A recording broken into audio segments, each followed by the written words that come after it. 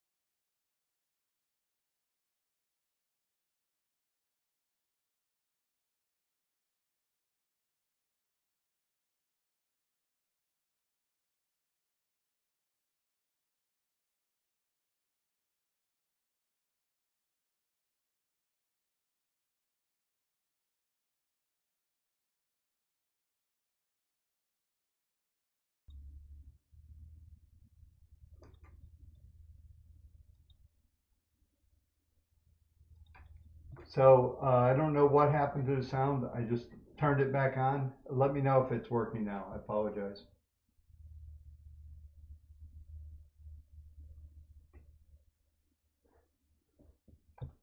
Just wait for your response.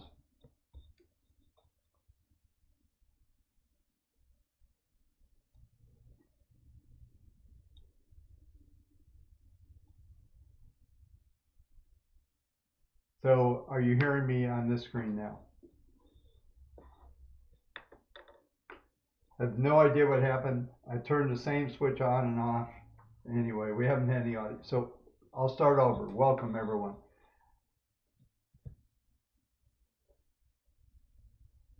Okay, good.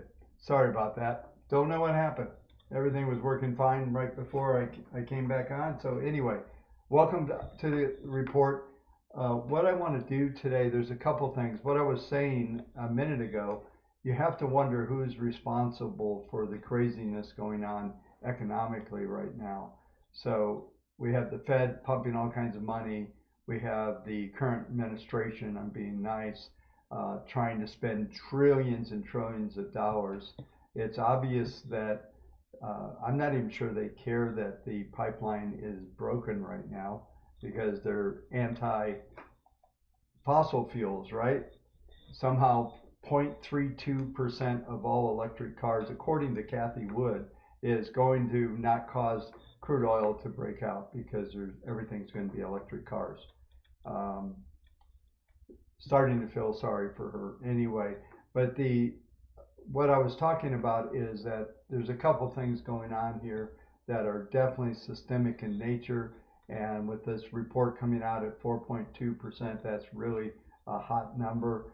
And the Fed is going, and I talked about this, I believe, last week, and I've mentioned it in the videos as well, and in daily videos, is that at some point in time, coming into third and fourth quarter, it's going to be hard to keep denying that this inflation is not out there. And now with what I was also saying is, you would think if you had 5,500 miles of pipelines to move your product through, that you would have some kind of backup system, some kind of emergency system that would actually give you the ability to sell your product. What a concept, right? I was even this little company here, we have, if our vendor went down, we could potentially put something together from a remote source to keep our software up and running. I mean, we've thought about this actually, right? What short of the internet going down completely, that's something you can't control. But if the internet's up, our hosting service goes down, what do? Well, we actually have a plan for that, right? So you have to remember we deal with a lot of institutional money, and we need to be able to show up every day and deliver product. So the point of everything here is that what we're seeing is the administration I don't think they care. I think they're enjoying watching energy prices climb and everything's going on. Gasoline's up 25% since the beginning of the year, and in some places even more.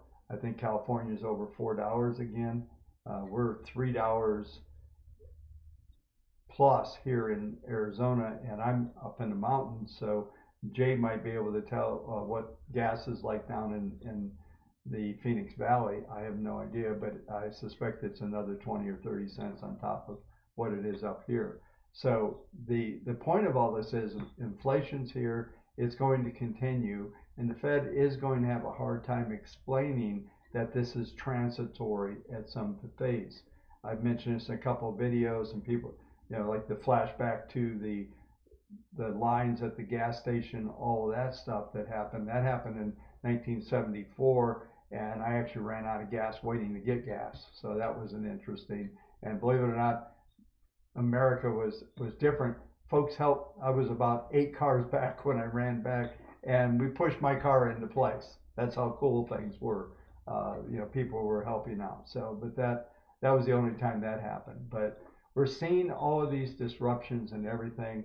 I talked about it just, I don't know, last week before this pipeline thing happened, is that there was rumors about a shortage of gas. Was that a leak? Did somebody know? No pun intended on the leak. But you know, that those are things that are happening. So we see the big inflation numbers. There's no bounce in this market right now. Get into all the details here in a few minutes and what I think is going on. We did get that key reversal 2 days ago where we had the new all-time high in the S&P, took out the low and closed lower. Got that 3-day trade. You can see that trade by going to the going over to the channel, and there's look up the video on how to short Apple. I went through all the details on that. It's pretty interesting from that standpoint. So just thought I'd put, while I'm talking about this stuff, put the screen up so you can at least see the markets trading here. We're down 69 handles, 76, 75 last trade on the S&P, low 70.25. So they just can't bounce. There was a reasonable bounce once it went through 4,100 earlier, and then it, you know, just they continue to come after this thing. So we're down 1.7% at the moment on the S&P futures. But just to continue this dialogue, what's happening here, this inflation, I've been telling you, this is not transitory. This is going to be accelerating. How far will it accelerate? I don't know. Does the Fed actually think they could just raise interest rates and that will fix it? That will not. That will just compound everything. So I mentioned the term the other day, the potential for a black swan event, and I'm not sure that's it yet, but if they don't get this pipeline back running, it's going to start to get really ugly as we come into the weekend. It's just going to get uglier and uglier as far as that goes. Yes. So I always wonder, you know, somebody mentions $1.3 in liter or per liter. So I never figured that. I think there's like three liters and something. I'm American. I don't know the metric system, right? So yeah, is the volume really low? Of course it is. Yeah.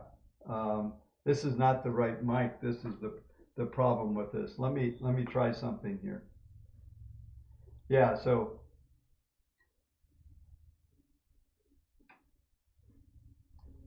yeah, it's not. I'm actually using this camera microphone because my other mic won't work. So hang on with me 1 second, okay?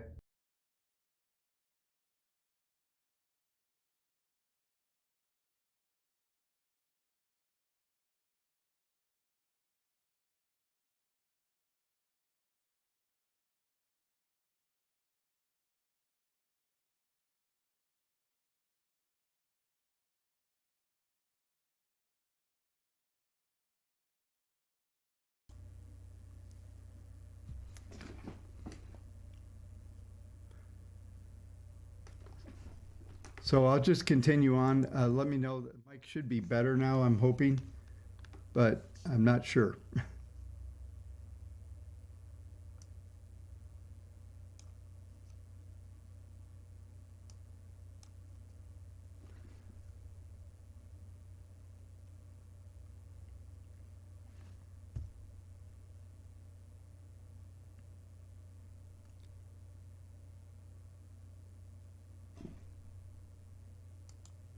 Yeah, so we're just yell at me if it okay. Should be fine. Okay. Really apologize. I mean, it was anyway. So what we're looking at here is something really unique from the standpoint of a point in time and in history. We're really looking at a shift in the economy like we've probably never seen before. When Trump came into office, he deregulated everything, changed everything, and we saw pretty good growth here. Now what they're doing is re-regulating, putting on, it's basically having a Ferrari and they set it so it won't go more than 55. You know, it's the opposite of Sammy Hagar, okay? You can only go 55. And so the what's happening here is that the economy is actually being throttled back, not forward, and there just seems to be all kinds of roadblocks everywhere you go right now. And so it's possible that this key reversal that we had a couple of days ago is going to be a significant event. I know the trolls, I put the thumbnail out that the markets are going to go to 4,400. I still think that's potentially in play, and we're going to go through the details here. And probably, I've said this before, I hate those stupid thumbnails because all you're really doing is trying to play into the algorithms, trying to get folks to watch your videos. So it's a pain in the ass. So I'm going to go rogue on those things. And what I do every day is daily market commentary. So it's really important to watch the commentary. I put a lot of thought and effort, as you folks know, and I appreciate everybody that comes on board. So let's get into some details here that I think are going to be interesting on what's going on today, and start to look at some stuff.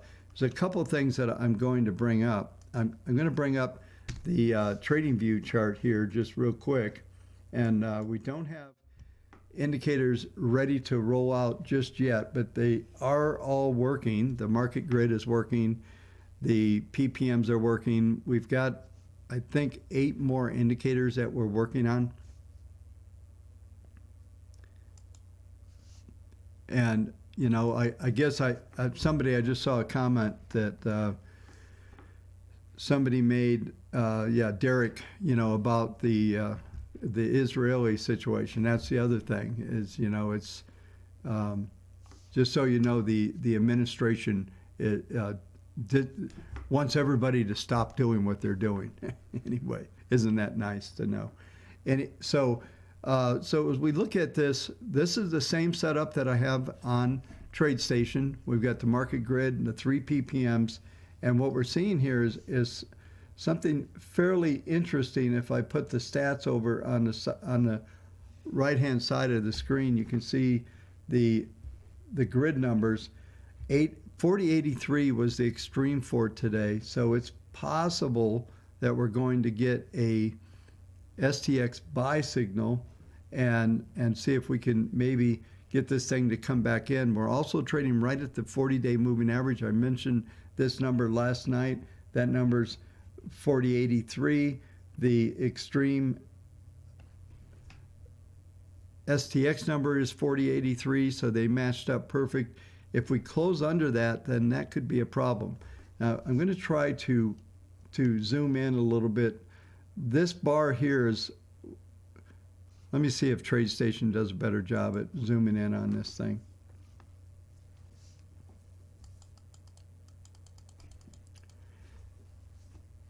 This bar right here was where the reversal happened. As I mentioned yesterday, we made a new low, closed lower. That confirmed it. Today's rule was we had to make a lower low and we have to close lower. It looks like that will happen. This suggests there's 1, maybe 2 more days in this pattern.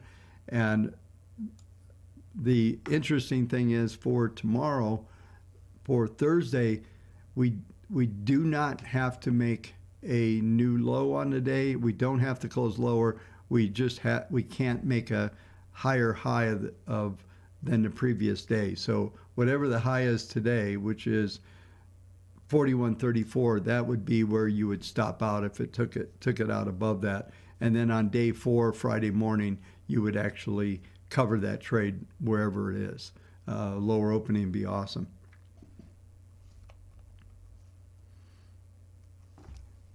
So as we look at this thing, let's go over and take a look at a couple other things. And I'm going to actually clean this chart up so we can just see, we can see it without the market grid here real quick. So we look at the candlesticks here. You can see this thing. This is on a daily basis. When we start to look at a weekly basis, we're trading on the 10-week moving average. Now this is where the markets are going to start to look. This is going to be a major support area. PPM 1 is at a 0.58, and it is still above it's actually just went through the first and second derivative, which is a warning sign, but at a 0.58, it suggests that the market should support and remain above this on a closing basis on Friday. So as we look at that number, that's 40.74 on the futures. Okay, and so that's going to be the key number. We had a 40.70 low today, so as long as we stay above 40.74 on Friday, this pattern's intact and we're still in this uptrend. We haven't rolled this thing over yet, and you can see that we've penetrated through the 10 period before, but this is still the primary demand line in this trend. So we have ppm1 at plus 0.58, ppm2 0.45, ppm3 0.49. So these are all very substantial uptrends, and so these numbers are telling us that we're going to continue to climb along this slope, and we'll see if that can go back. So let's go over to TradeStation and look at the same numbers here, and let's go out one more step here. And what you'll see here is we look at the monthly. We are now trading just about an S2. 40.60 is S2 on the monthly. R1 was 42.37, the high 42.38. So we've done a R1 S2 so far for the month of May, and I know we're just about halfway through this month. So that's an important number to remember. So we're very close, I think, to finishing this particular sequence off here. We've got a cluster numbers around the 40.74, 40.64. There's a lot of support down here. And in last night's video, when I said will it hold support, I think that is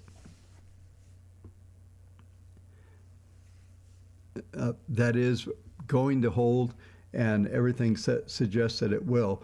Meanwhile, we're seeing some of the momentum on the monthly as we're looking here at the PPMs. They're starting to roll over, and what that tells us here is that we're getting some relief from this extreme movement that we've been watching for a number of months. So we could end up into a very broad trading range. And let me bring up the values for the grid here so you can see this.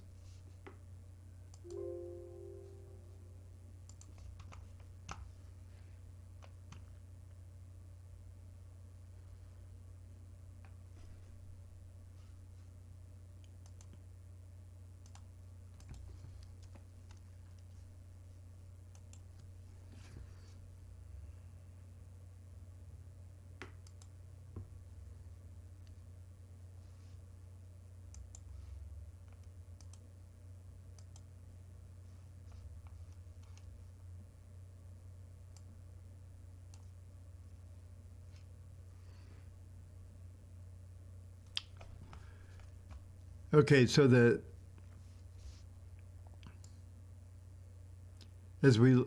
like I said, we're printing down around just about to S2, which is 40.60, and the numbers that we are going to continue to see is the extreme support. I know this is going to sound off the wall, and we would still be in an uptrend. Right now it's 37.27. That number is going up about 100 handles per month, so it'd be 38 handle. So I don't think we're going to get to that level, but we certainly, the key numbers are going to be last month's low, 39.92. So we're about 100 points from that. That starts to get critical if we take that out. And if that happens, then we would potentially, let me look at the numbers. If that were to happen, we would have an outside reversal bar on a monthly, and that will be significant, and that's something I'll be watching as things unfold over the next several weeks. But like I said, I think we're very close. We printed a 4070. We're 84.25 last, and we're what was the low? 76 on the cash, which we're looking at the SPX right now. So this thing is setting up a pretty decent pattern. Let's take a look at the NASDAQ. I think I have a chart that I can bring up on TradingView. I believe we're in a fifth wave of a fifth wave, but I'll go through that when I can bring some contacts in. So let's look at monthly NASDAQ. Now this is a much different picture. We're seeing a number of things happen that we're not seeing on the S&P. You see the PPMs have rolling over through the first second derivative on PPM1. That tells us we're most likely heading for this 12,500 number. When we started this week, everything looked wonderful, looked like we were going continue to go sideways, and that whole 4,400 projection is for a 6 to 8 week projection. So that still has not been negated. So I'll revisit that when it's appropriate. But with the weakness that we're seeing today, we could see our database drop below 42% on a short-term basis, and that could be an issue. But as we look at the NASDAQ here, we're getting very close. The low so far, 12,980, 12,739 is STX, and 12,542 is the 10-period moving average. And even if we did get to there, we should see a bounce off of there. And I think what we're going to see, folks, is a multi-month consolidation here, and some of these extreme support levels will start to get hit. And I'll walk that forward in the daily videos as they come through.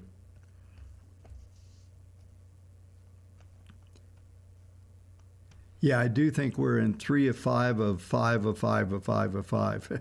It's like toward the end. Now, if I go too deep down that rabbit hole, I'll sound like Ray Dalio. So I'll be careful about that.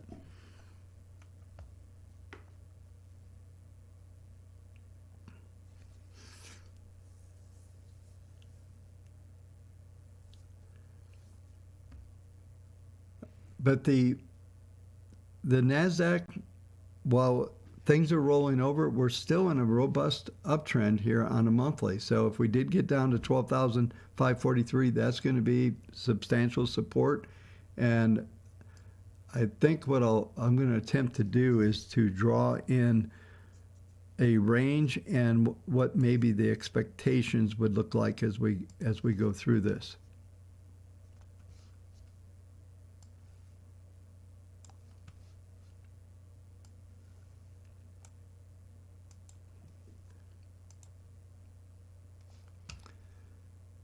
So I think we're going to see the market grid literally probably form a wedge like this, and we're going to start.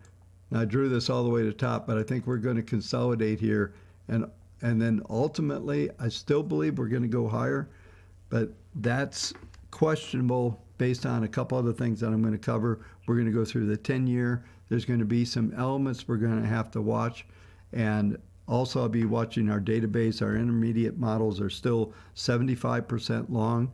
You know, a lot of the stocks that rolled over, all the Cathie Wood stocks, we actually don't own many of those. We've been out of them. We didn't keep buying more and more and more.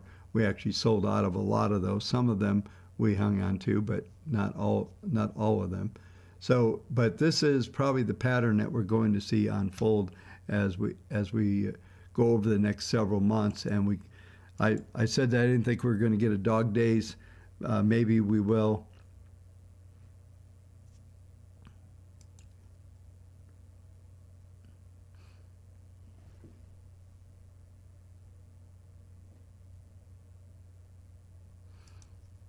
So, all right. So let's go in. Let's do Russell.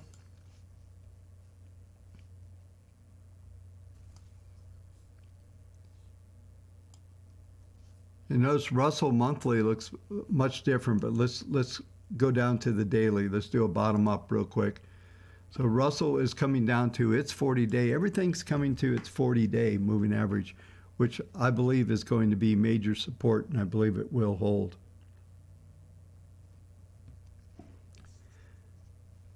So we're seeing PPMs rolling over, but we're not getting these big acceleration numbers. Now on the short term, on the S&P, we are getting those kind of numbers. We are starting to get into trend mode down on the S&P, but not on the Russell. So the Russell is probably going to be outperforming the NASDAQ again, and I'll show you that spread chart in a minute. But let's go to weekly, look at the intermediate, and the intermediate is telling us we got on the Russell, we're actually about to get an STX buy signal. If we stay here, we got 2 more days to go, but somehow I hit industrials. Hang on. Here we go. We do have just about a weekly STX buy signal. If we close under 2186 on Friday, then we should come back into the range. And really, the Russell's been range bound for multiple weeks. This really is just trading down at the lower end of the range that we've been in, going back into March, really.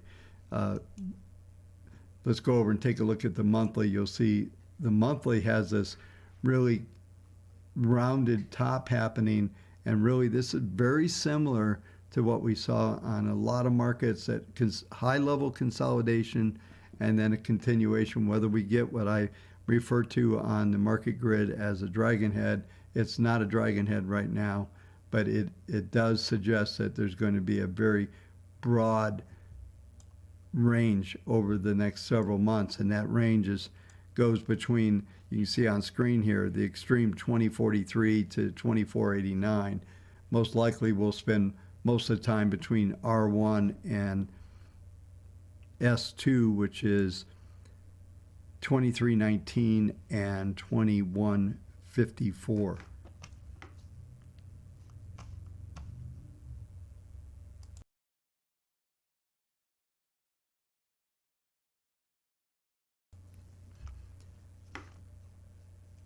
All right, let's go over and take a look at the spread real quick. The Russell versus the NASDAQ.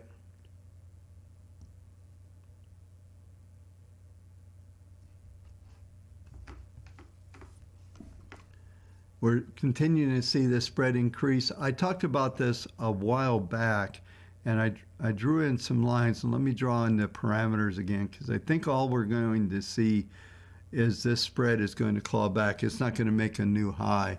So this trade is still, while there's been is still not a good trade from a longer term standpoint yet. And I'll show you a couple things real quick here. So my expectation will come back into this level here. So we're continuing to move up. And then if we actually, let me pull this over just a little bit here, so I can draw in a little bit more.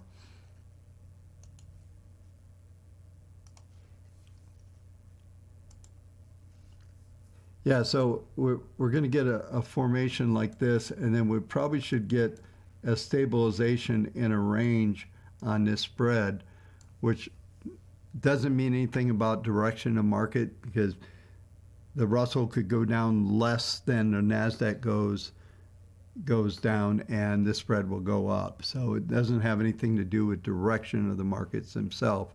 Although we did see during this big move up here, we did see the Russell really outpace the S&P and the NASDAQ substantially. It was up almost 19% on the year when we printed up at this high end of the spread.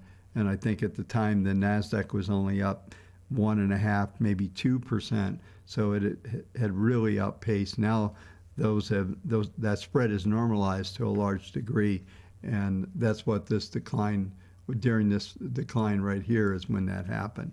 So as far as the over-under performance, trying to figure out what stocks, what sector or asset class you should be looking at, I don't think there's any clear picture here at the moment. It was very easy to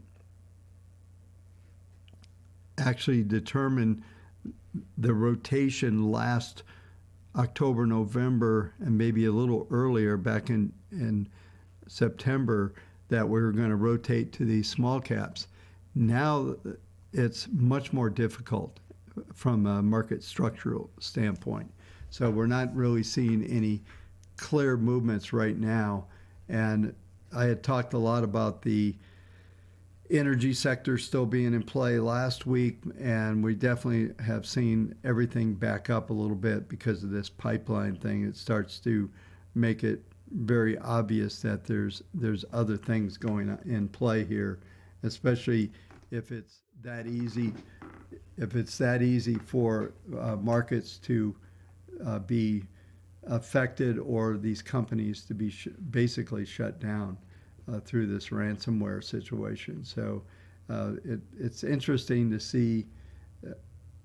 I guess we'll watch what happens here, but don't expect anything from the government. Matter of fact, I saw a statement by Jen Psaki yesterday that, well, it's a private enterprise issue and the government doesn't get involved with this. And so it's very interesting. They want to be involved in everything else, but not this.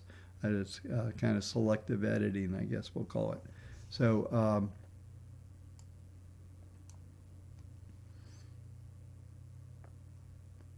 bear with me one sec.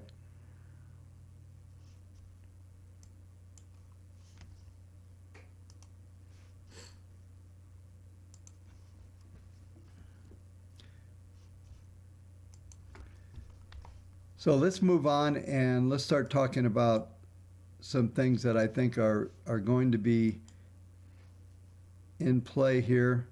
Yeah, so we're pressing down toward the lows on the futures, just taking a quick look at the futures. We're at 70 low. It looks like they want to press them down again into lows. They're pressing them right now. Maybe we'll just stay here for just a minute, watch this market trade. So we're about to press into new lows. There's just no bounce, no VIG in this market. There's nothing, right? There's VIG. It's on the downside, and the algorithms are in, and the machines are definitely in play right now. So we're $1.25 off the lows here on the S&P. So we'll see what happens here. Let's just hang out for just a minute.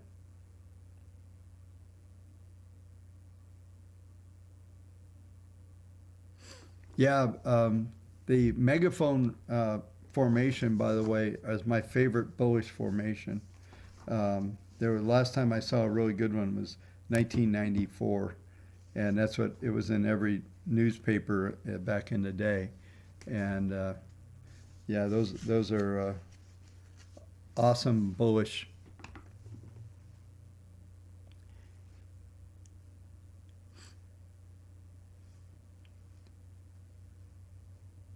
Yeah, so here we are. We're at 70, 50, 70, 25. I'll go full screen so we can get a better view of this.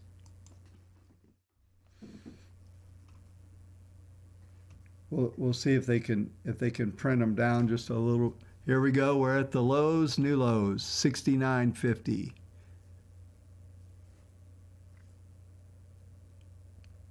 Yeah, there's just relentless selling here for sure. 68.50.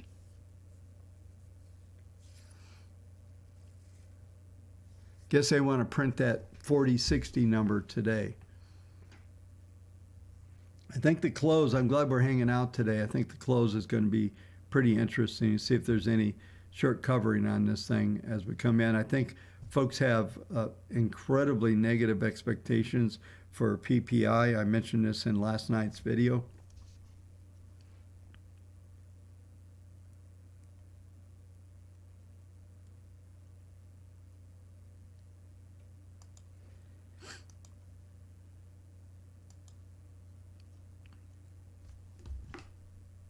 Yeah, so I see a comment. Bo was talking about last night. Breaks below 40.31. There would be a much bigger picture down. I don't see that happening at the moment. I think this 40.60 number is going to be the key, and I'll try to set that up if I see, well, depending on how we close today, I'll try to set that up on the next couple of videos, on my nightly videos, on the nightly commentary.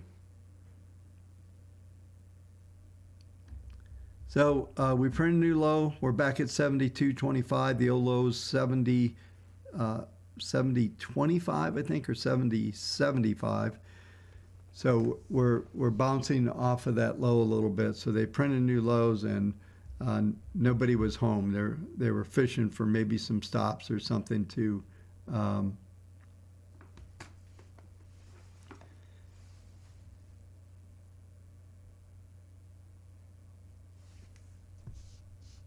okay. So let's get back to where we were. Let's take a look at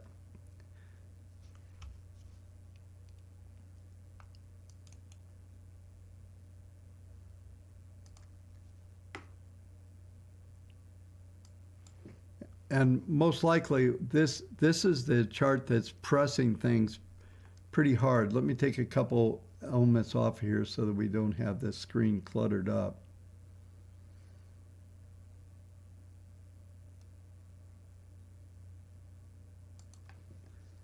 But we're about to get an RTX sell signal. This is very interesting, actually. The 10-year has a cycle event today, which could be a cycle high in the 10-year. This would be interesting, combined with an RTX sell signal. Let me put that up on the screen so you can see that. RTX is 1673 or 1.67.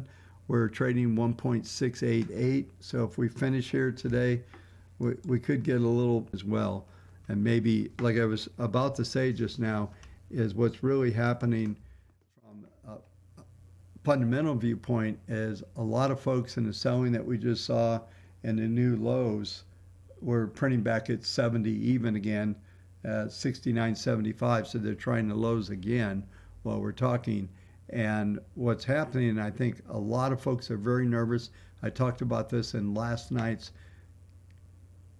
commentary, is that the PPI number, if the CPI is 4.2, if you go back to last month, let me rewind.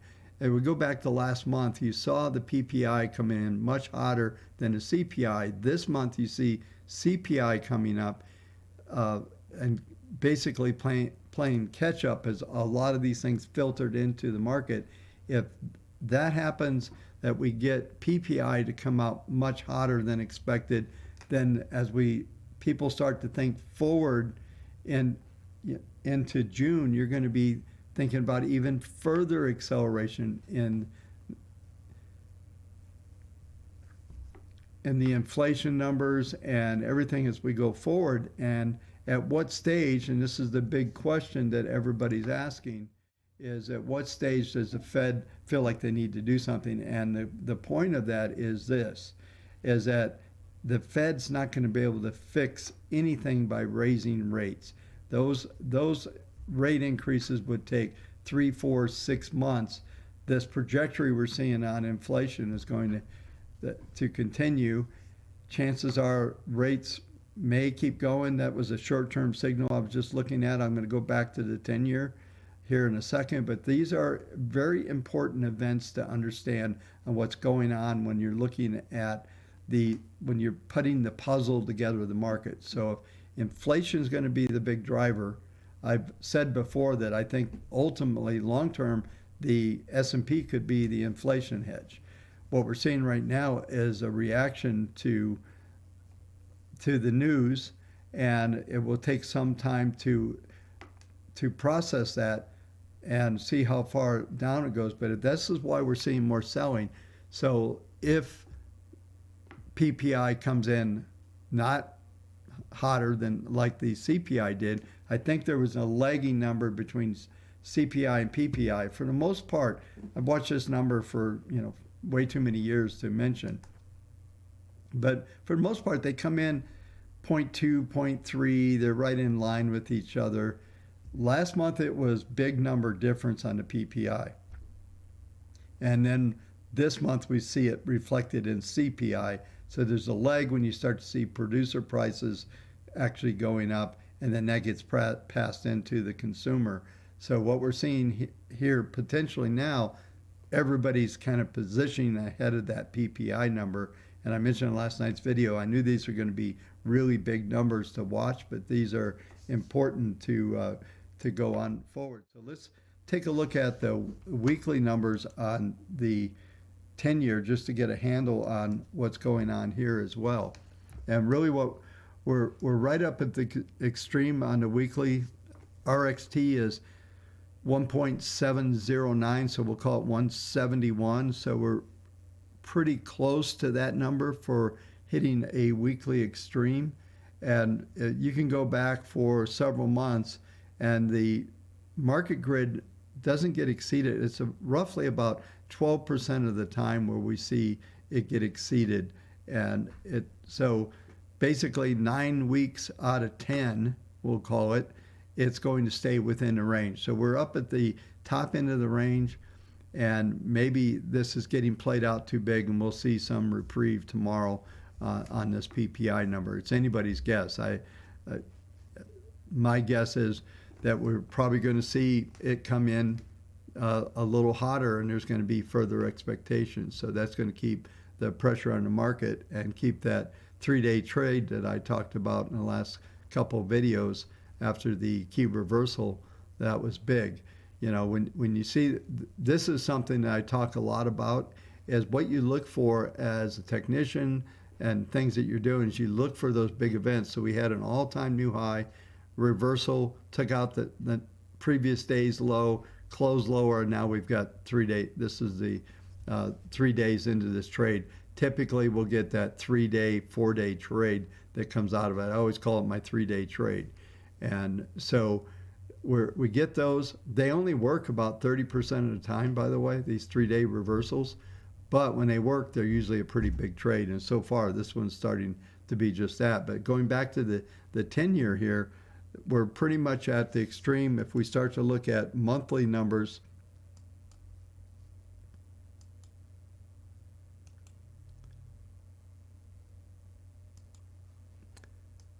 and I've talked about this number a lot, the 40-month moving average is 18.59. And I'll use an old joke. I know a lot of people look at 200 and 150. I don't know who picked those numbers, but I always joke I use a 40 week. I'm 10 weeks ahead of the 50. So anyway, these numbers, the moving averages that I use are through research and through close to 35 years of utilization for recognizing patterns through the WaveTech methodology. So that is all that's about. These are my numbers. You folks can use what you want. But this 40-day moving average actually on this maps out pretty good to this month. As we see 185, you'll see R2 182. So we could see this print up to 182, especially if this PPI number that I was just talking about comes in like I'm discussing here, because markets seem to be anticipating this. I saw it coming a number of weeks ago as far as these rates going up. And matter of fact, you could go back when rates were below 1%. I was talking about them going to 2%. And the big number that lays out there goes all the way back to the taper tantrum days back in 2018 when we hit over 3.15%. I think it was the number, something like that. And so we're a long ways from that. That's not what's happening. If we start to get on a run like that on the 10-year, that's going to be a disastrous scenario, because that would take down the entire economy because of all the debt that they've added on to the markets. And these are not just corporate debt or sovereign debt, but corporate debt and personal debt and everything. It's just all piled on here. So all of a sudden you start to get into some crazy numbers. 3% doesn't sound like much, but it's a very big number. So let's talk about something else which has been in the news a lot, and we're going to talk about the Dow. Everybody's telling you the Dow is collapsing. Meanwhile, it's reversing big. We're seeing gold come under pressure. I'll cover that next. But with these interest rates ticking up like this, the Dow is going to do well. That just differential. I just was watching CNBC Europe last night for a few minutes, and they were just talking about how the euro was hitting the highest high it's been for a while, and that's that. I still believe this is the daily chart. I still think we're going to set up a major bottom here. We managed to go through the lows by a little bit, but there's a number here that I want to show you on the weekly chart that I think is going to be the one to watch here, is if we can get back above 91.83. That's another 100 points from here. We get above that, I still think we're going to hit 94.90 or greater on the Dow. I still think the Dow is going to appreciate. So maybe really what I'm doing is predicting much higher interest rates, and that would not bode well, I suspect, for the markets, for the equity markets. So this is going to be an interesting puzzle to put together, as there's starting to be a lot of really significant shifts in how markets are aligning, and it's been really easy for the most part for a while, and this is going to be one of those moments where we're going to see a shifting of how the relationships start to act, and I'll try to get my handle on it. I'm usually really good at figuring this out fairly quickly. So this is part of what I've been going through the last several days, trying to figure out what the shifts are, what they're going to line up, and is there a decent correction? Was that key reversal really a major event that happened the other day? It's okay if it was. I really don't care about thumbnails or all of that. I don't put out specific recommendations on this channel. That's not what we do. Our software does that, and we have. I'm just trying to give perspective what's going on, and if you actually watch the 4,400 number, there were some pretty good parameters laid out in that video. So make sure, if I'm pretty sure that most of you that are on watching right now are not thumbnail readers.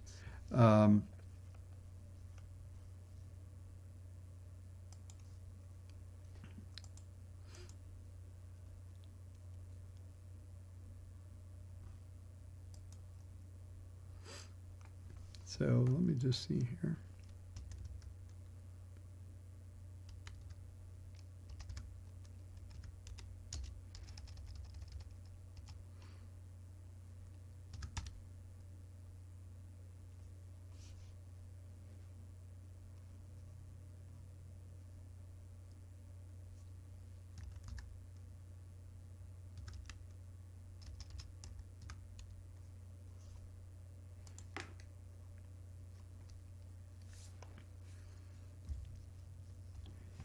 Yeah, so somebody just brought this up, so let's take a look at this. I'll bring it over on screen here so you can see it. The Canadian Dow, actually, U.S. dollar is bottoming out against the Canadian Dow. It would look to me anyway. We're pretty close to a bottom here, and we haven't got a reversal just yet. Somewhat negative here. Let me fix something here.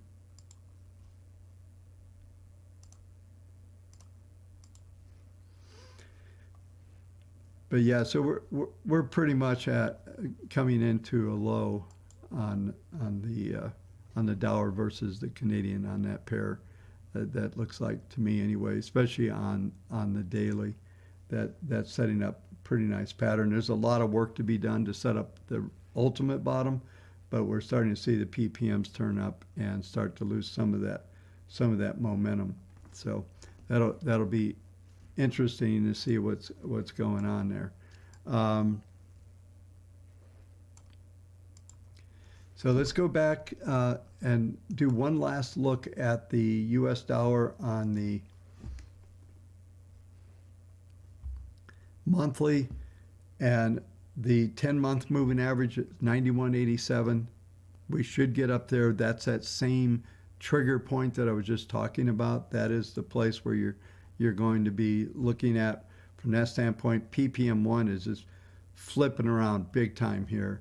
And, you know, the low that we got to a number of weeks ago, 89.21, I think that was the low. I talked about that back in January and early February. I think that was the low of this pattern.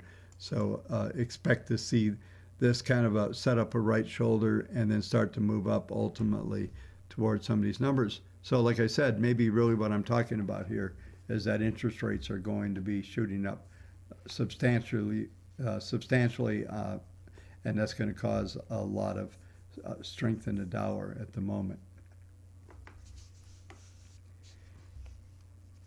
Okay, let's go ahead and touch on gold here.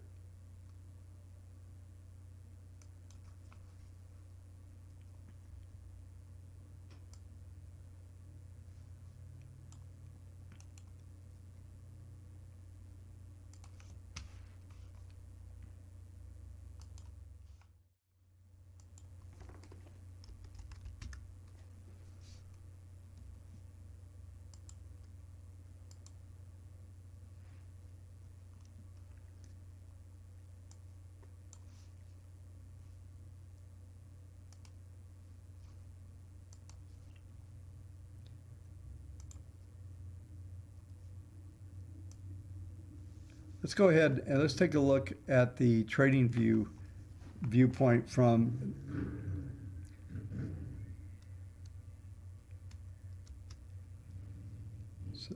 sorry, got a motorcycle guy out front. If you're hearing that, apologize. But let's take a look at the gold, and I think this pattern that's setting up is significant from the standpoint of what's happening. We saw it print up just the other day. We did see it print up right into the, you know what, I brought up the wrong contract. Let me do something here. Hang on.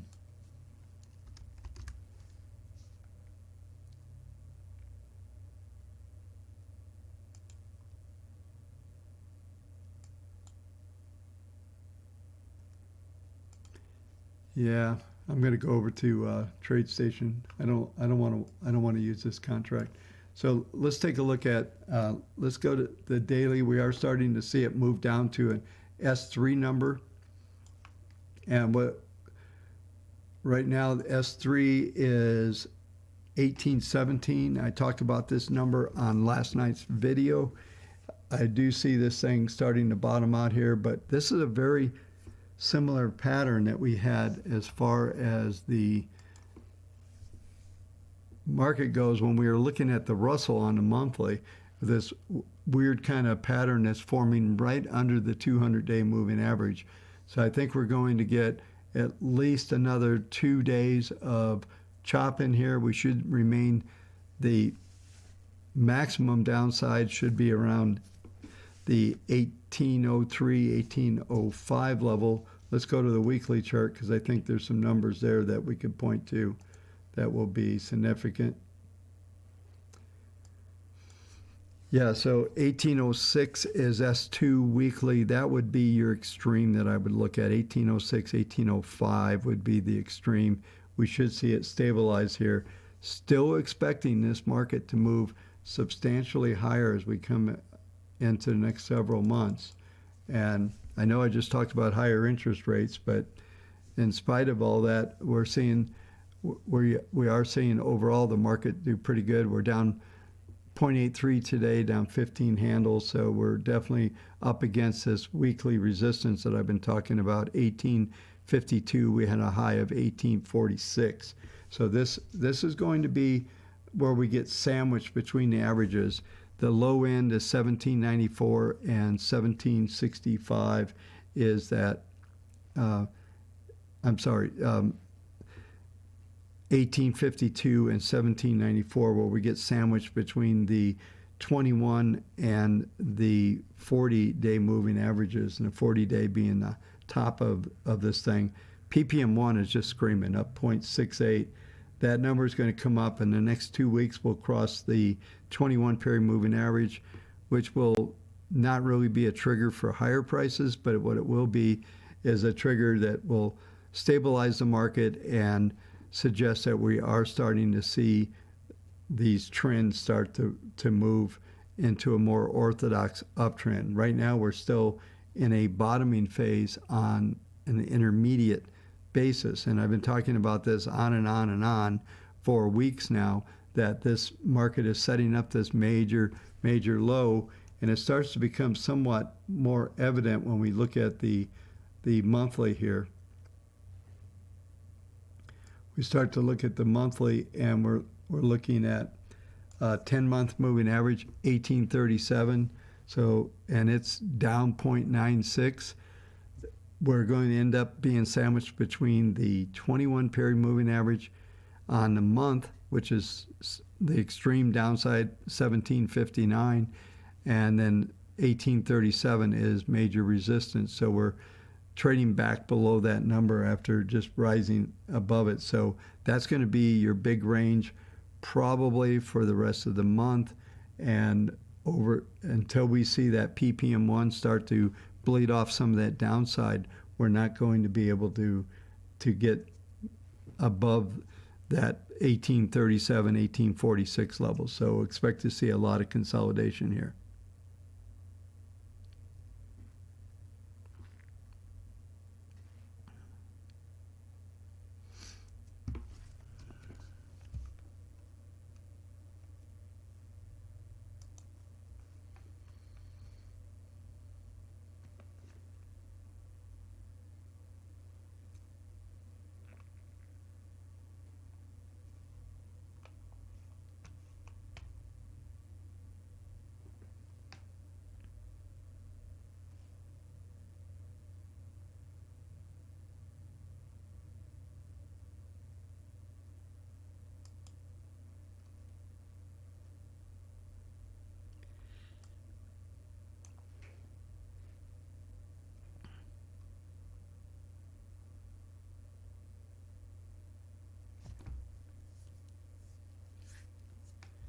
Yeah, so I'm just looking at a couple of comments here. Thanks, Abbey Road, for that. Appreciate it.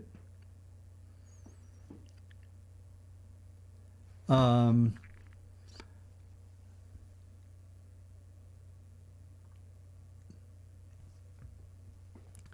think you probably have a shot at covering that in the morning. The close today is going to tell us that answer. I'm talking to Abbey Road here.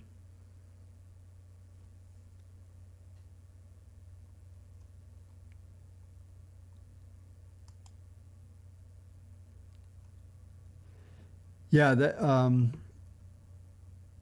someone's asking a question, do I think the intermediate database is going to get a lot of sells and go down to critical levels after today? We won't get any indication on that until Friday night when those models run. On the daily, though, it's very possible we're going to see that thing crank back under 42%, which is going to tell us that there's not going to be a lot of upside in this markets. And I couldn't argue with Christoph, but I'd watch into the close to take that. A lot of times, depending on what you own, Abbey Road, I would say, you can take a partial half profits and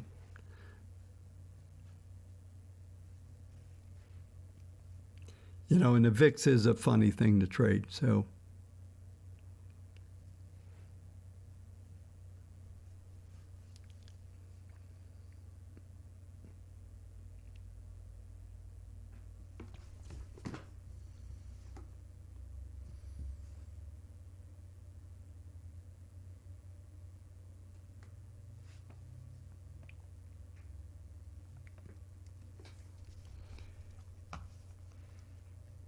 Okay.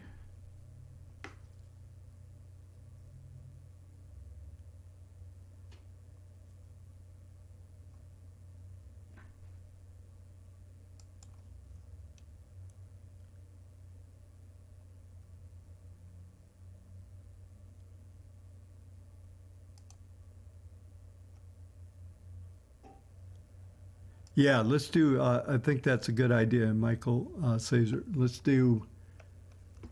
go through crude oil next.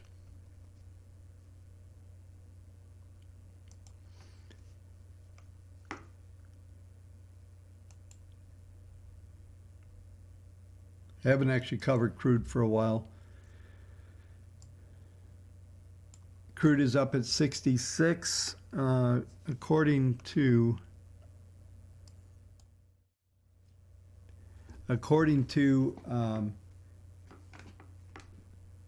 our good friend Kathy Wood. The oil can't break out. I still think oil ends up at 78, maybe as high as $100. We'll go through the analysis here very quickly, but I think what we're going to see here is this disruption is going to get crazy. And if this Israeli situation and the Middle East gets out of control, you could see easily a spike on oil. And it goes to what I've been saying for a number of weeks is, the energy trade is not done. And so it's going to be, there's more analysis needs to be done from an equity standpoint, individual stocks, and who the winner and losers would be in a situation like that. But on a pure crude oil basis, on a commodity basis, it's pretty easy to figure out.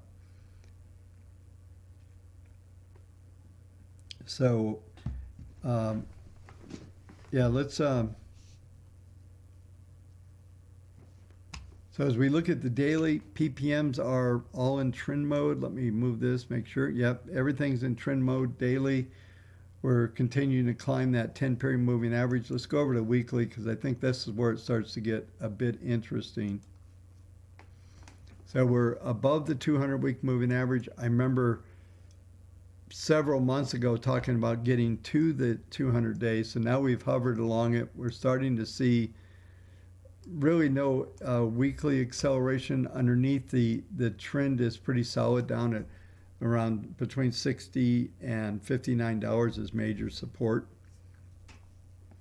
But as we look at this thing here, we're still in very robust trends, both on PPM2, PPM3, which tells us this thing has got a ways to go. We got the monthly, the 200-month moving average is at 109, and the PPMs are just skyrocketing here. We still have a slightly negative 40-month moving average. It's at 60, but that's going to supply support. Number I just mentioned, 60 to 59 is going to be the bottom end of this range. We should start to see this thing move higher. Let's do some Fibonacci projections real quick here. Let's just take a look at that as well.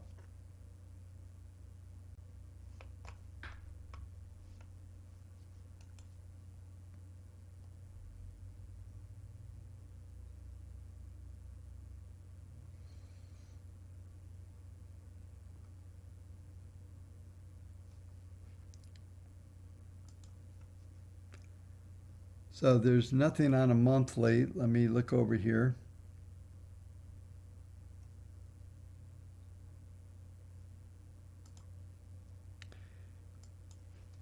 Yeah, so this is interesting, folks. There is so this is actually,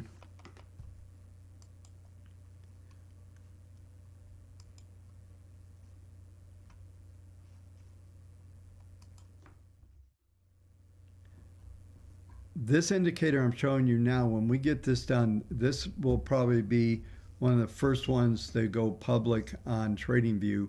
And if you do want to see me on TradingView, you can find me by searching Kendall Report, all one word, and I will come up there and you'll see the channel. I have done some posts, not super active yet, and I'm looking at the community there looks really interesting. I actually have a meeting with a good friend that has a lot of followers that he and I are going to be talking this week. So I'm looking forward to finding out how he's doing things on TradingView. And there's a lot of people hanging around there, and it's all market people, and I like the standards, the community standards that they uphold is very significant. But this is interesting, this chart that I put up here, in that we have three objectives: $91, 104, and 112. And you know, this whole fossil fuel debate is kind of laughable. Could cars end up be a lot of cars be electric? Yeah. Are fossil fuels going away? No, no chance. Try running a Caterpillar excavator on electric batteries. See how long you last. You got to have diesel fuel. You got to have there's a lot of things that just are going to run with petrol. That's all there is to it.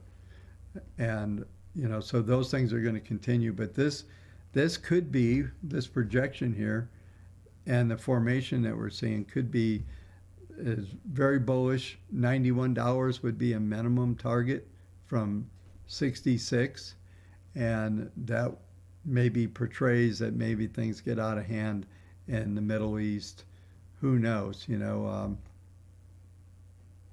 I just think it's interesting that for 4 years, everybody was talking about Trump is going to get us into a world war. Now all of a sudden, it looks like more like World War than we've ever seen coming up. Conflicts with China, conflicts in the Middle East. Just about everybody is not liking the U.S. at the moment. I think it's kind of interesting as you look around. And, you know, if you think that this hack that they did on the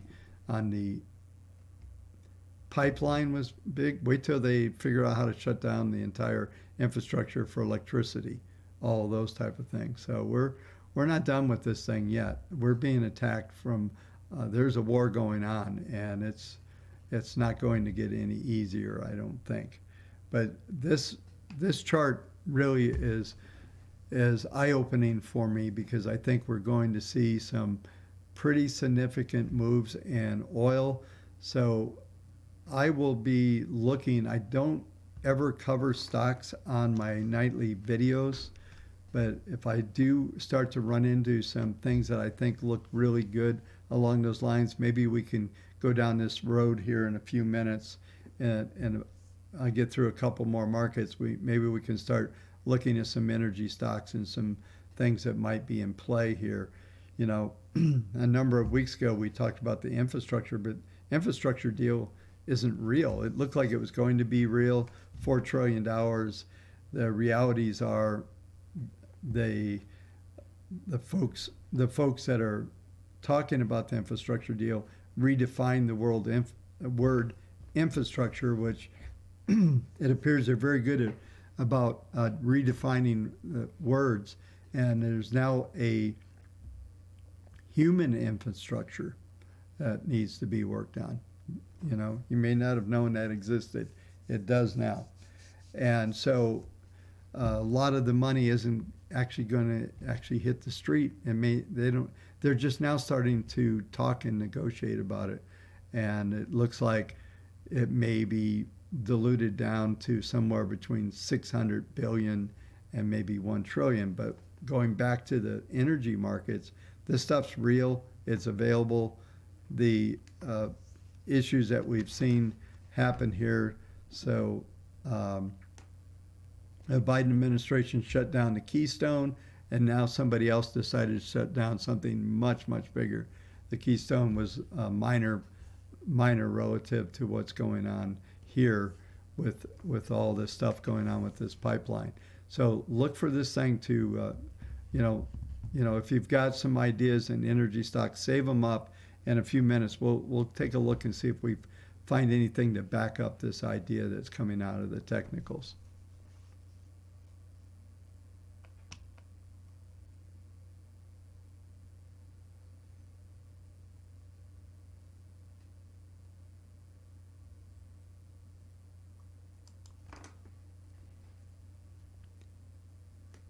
Yeah, no, listen, I just wanted to mention that. I know folks are thinking, because I said the bad word. I said the the red man. It's just contrasting. It's not about politics, folks. Just look at the differences. Okay, that's all I'm saying. I'm pointing out what's going on. These guys, the current administration. It's you know, you guys didn't know me back then. You would have heard me criticize Trump and a lot of shit they did too. So don't. This is not political. This is about the markets. So, and what the markets are telling us is that there is a lot of things going on and a lot of fears coming in the market, and that's what drives the markets.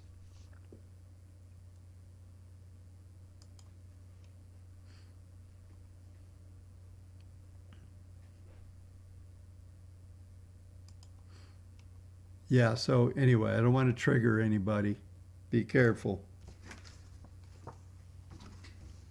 So let's go ahead and so those are pretty good. I think what I want to do is touch on the cryptos. I definitely want to go through Ether and look at Bitcoin and a couple other things here, and then we can start to do that. Let's take a quick glance. It's interesting because we did get a decent bounce. Let's go over and take a look at and update the markets here before we go on to some other stuff. But let's go ahead and take a look at that.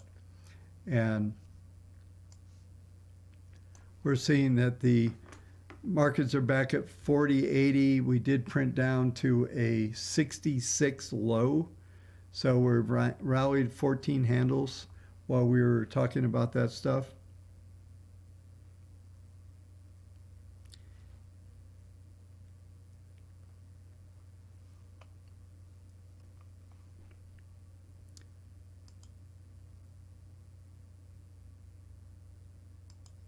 Yeah, so yeah, listen, I don't want to trigger any political discussion here. So let's stay with the markets. I agree with Abbey Road. But what I was contrasting is what the difference is, and that's important to be able to talk about. There is a difference, and when you have to look at the evidence of what's happening already so far. So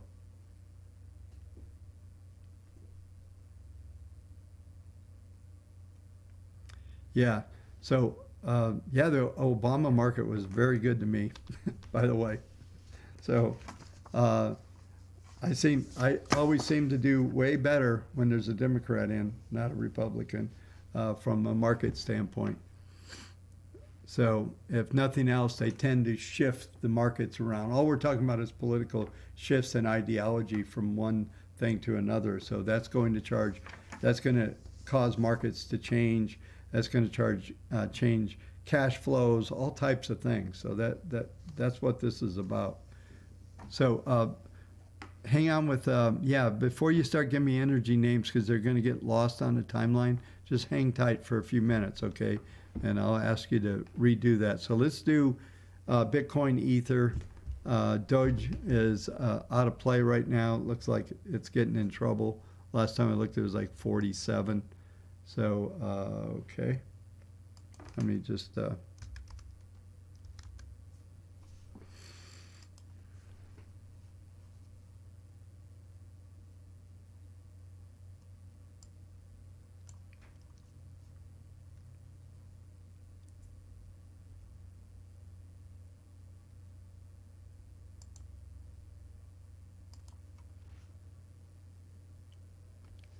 That's 45. So we'll start off with Doge here. I might be able to get some better metrics out of this screen than TradeStation. I might have better data. So see here we're at 45 cents. PPMs are trying to turn up again. This thing's just been bouncing around 45, 44, 52. Don't really see a lot there. This is a 15-minute chart. Kind of hard to go out much more than an hour on this. Here's the hourly chart. You can see it's set up pretty good. Maybe go to a 4-hour. And this will get us back a few days. And so this pattern, I think, overall is starting to set up where it wants to try to move back up into 65 maybe 68 cents up in this range again. Doesn't look like it's going to full out collapse back into the 30 handle at all. So let's see if we can do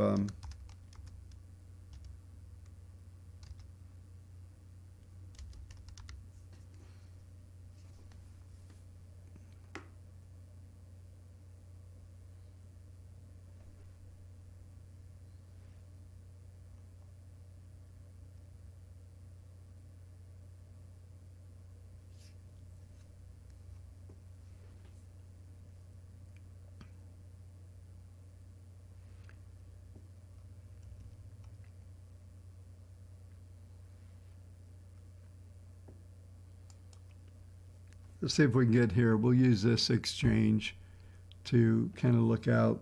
And this is Bitcoin. We're actually, this is 4 hour, but let's get over to a daily. And take a look. So we're coming down into the lower end of the range on the daily. The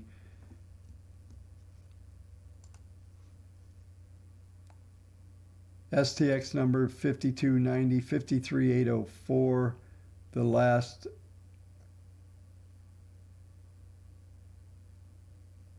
$54.05. So we're getting pretty close to an S3 right now. So very close to that.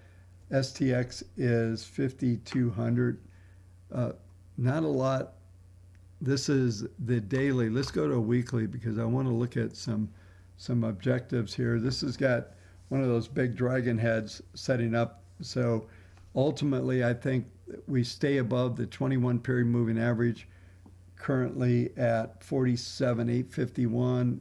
It's coming up about $150 per week right now. We're going to stay sandwiched between those numbers, between 47,850 and probably 56,884. Maybe we could trade up to an R1 60,428 in that range. That looks like it's going to be about it.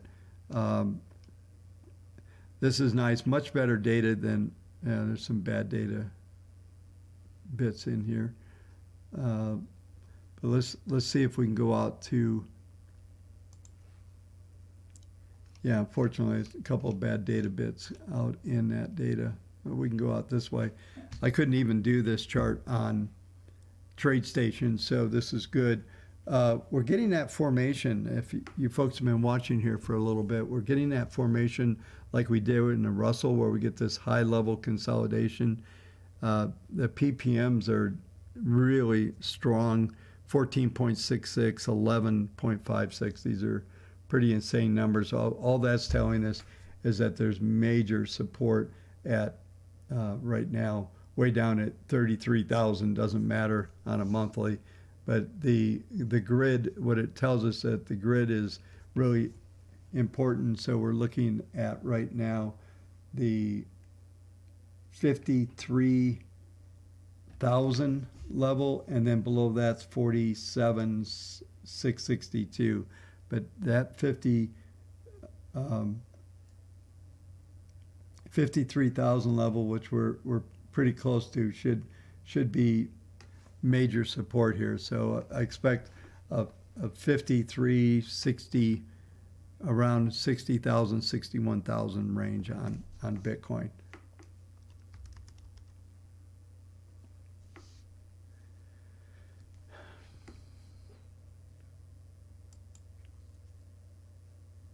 Well, there's some bad data in here. Hang on.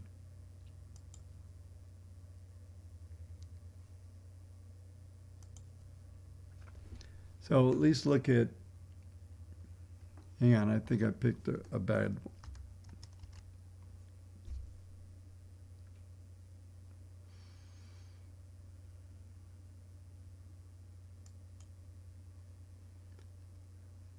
See how this exchange looks. Not too bad. This is on Kraken. So yeah, as we look at Ether, same kind of setup. We're getting into potentially setting up a dragon head. It tells us that we should see higher prices going on here. PPMs are extremely powerful in this position right now. The 37.17 is major support. We're trading 4,031 last trade. So we look at the market grid, you can see over on the far right-hand side, you're going to see that the number is low 39.65, S2 39.47. So basically an S2 number, R1 42.83, high 43.80. So yeah, so we've been between R1, R2, so that should be the range. This is the daily, so we should see, we probably are finishing probably an S2 downside, R1, S2 from that range. If we go over to a weekly, just start to get some intermediate trend view here, no pun intended, is that we're getting the market grid to square off here, which usually tells us we're going to go into high level consolidation. The moving averages need to catch up with the market action. Once this 10-period moving average gets in, it's at 2507, going up about 300 per week. So it's going to take 2 or 3 weeks. We should see a consolidation here and then a continuation to the upside.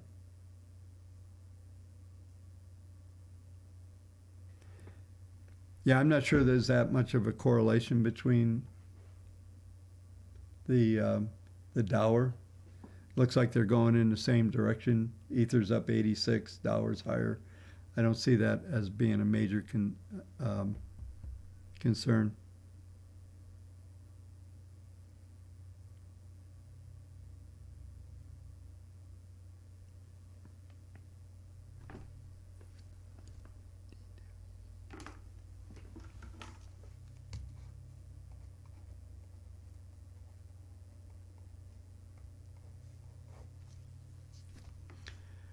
All right, so we've got those under control.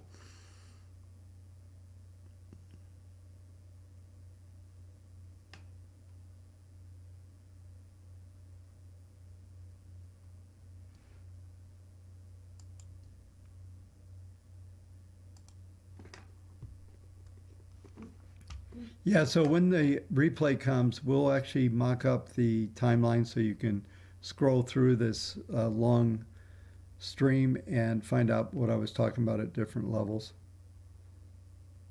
Yeah. Yeah, good old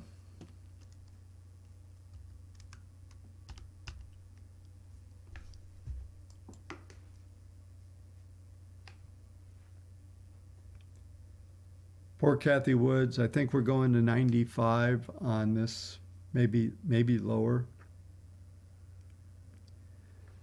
It's very possible, and this is something I really want to do a theme on somehow. Is all of the 2020 COVID stocks that were out there all rolled over big time, and this ARKK is just full of all that garbage. It's unbelievable how pumped up this thing getting. We're probably back to reasonable valuations around 95. I thought we would see us get down to 95, 100 to 95 on this thing. This is the weekly chart. If we go to the daily, it looks pretty dramatic. I think it was down 38% from the highs, something like that. I know there's a way to actually measure. I'm not sure. Let's see if I can do this. Yeah, there we go. 35.08% from, and I didn't click on, I didn't even get the right high. So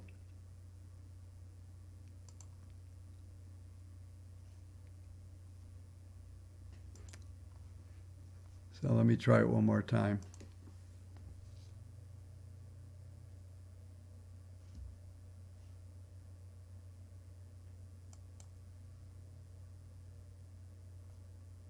Yeah, 37.89% decline on this thing. 40% of your money gone if you bought it at the wrong time, or you've done a round term. you've done a complete round term from writing it up from last year and then coming back down. So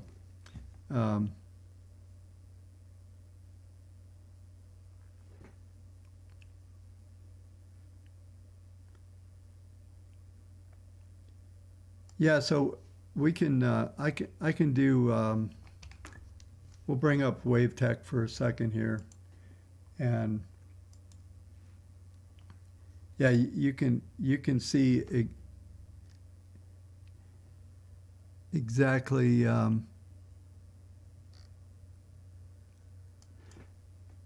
think it's kind of interesting here.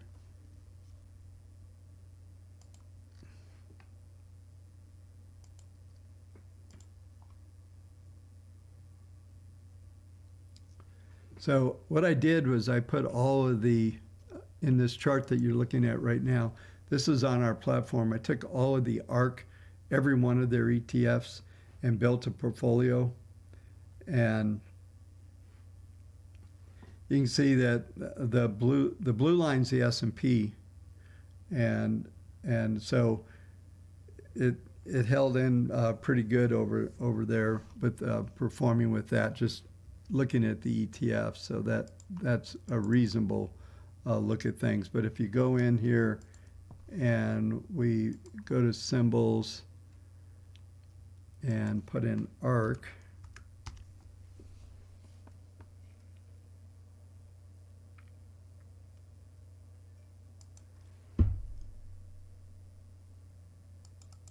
and this is what ARK looks like just on compared to the S&P. So it's what was a great advantage at 155 over 35. It's now only up 75% versus ARK being, this is going from May 2020.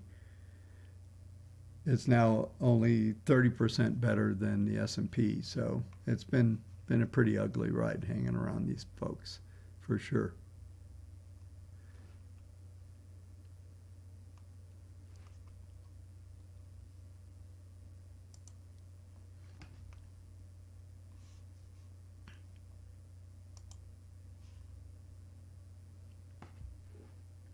So markets rallied, they're selling off again. We're back at 69, low 66. So it looks like they're going.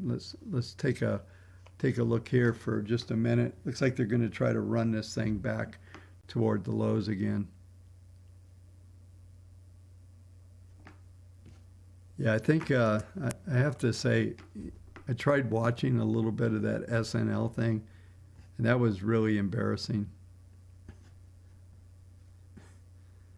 I think Elon did a lot of damage.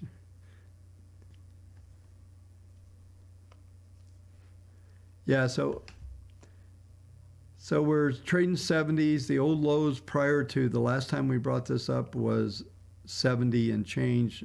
So we're still hanging around that 70 level. We traded up to 85 and back to 70. So we get these little 15 handle runs, and there's just lots of selling coming after this thing every time.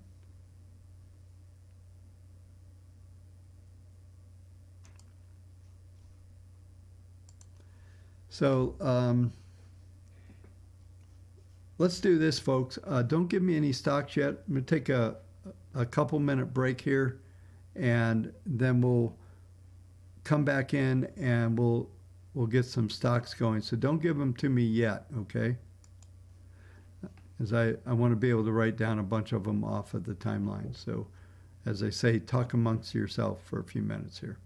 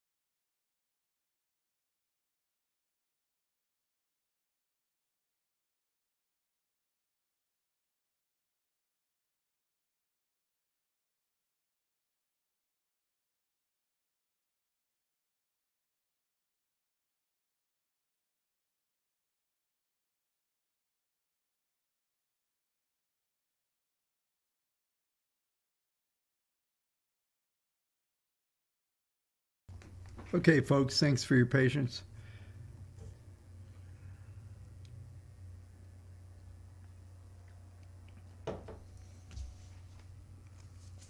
So let's start off.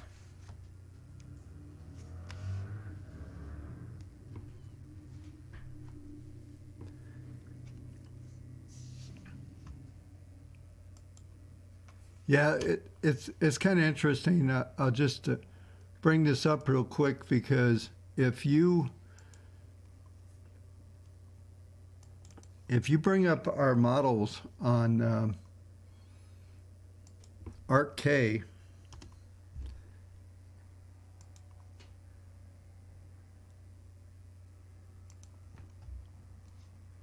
this is taking worth. We sold this thing virtually at the top. 151 was the sale on this, and we're completely out of this thing. We bought it, sold it, consolidated, we bought it, sold it, we're out. And if we do probably a 1 year look back, yeah, here's maybe two. Let's do a two. Yeah. But yeah, some off of the 2020 lows, caught most of that, but out of this thing for this 40% decline. And it is kind of a binary decision, but to pay 0.75% to Kathy Wood, you're much better off building a basket. And that's what we take the top 10 stocks. And just in 2 years, we beat Kathy by 100% just by running our models against her top 10 stocks. Because if you look at the symbols that are in ARK, it's somewhat interesting in that half. Sorry, my camera followed me around. Sorry about that. But half of the stocks that are in ARK are what I call pie filler. They're not really anything of significance. So really the top 10 holdings, maybe you could go to 15. That's all you really want to own out of these things anyway. And who wants to pay 0.75% to have an ETF? You know, there's just too much juice being taken out. These things are way, way expensive for what you're getting. To lose 40% of your money, anybody that's using these things, and yeah, I just, you know, you can own a basket of stocks much easier, dynamically buy and sell those and add a lot of money. Like I said, I think in 2.5 years, those symbols in our system were 100% better than her. Plus, we sold out of this shit when it went down. So, I mean, it just, to me, and even if you just ran the fund like this, we sold out of this thing when it rolled. We got sell signals right at the top there. And so anyway, but that. So let's do this. Let's focus in on that idea that I had up there before, in that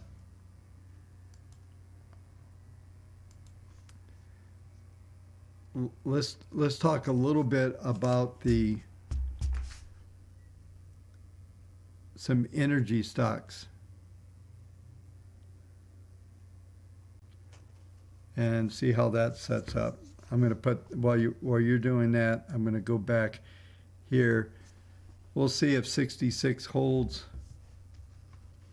Yeah, okay.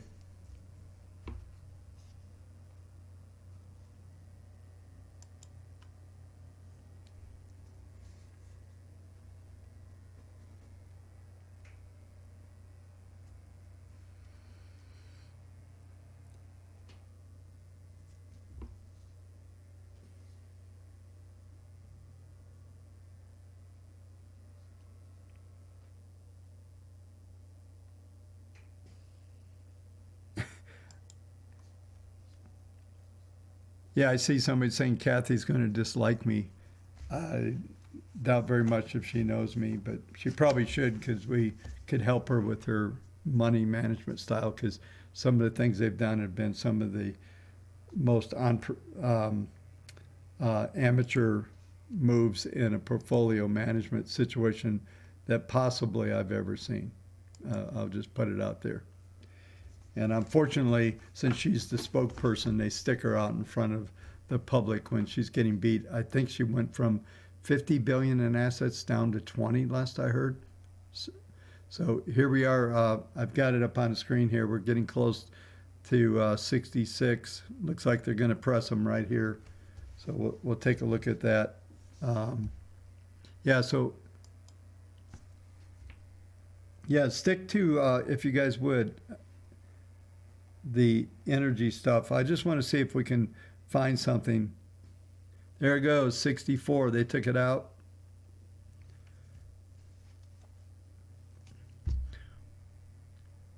We're going to know when this thing prints through a low like this and it just spikes up and turns 20 handles higher. Until that happens, there's no bottom here.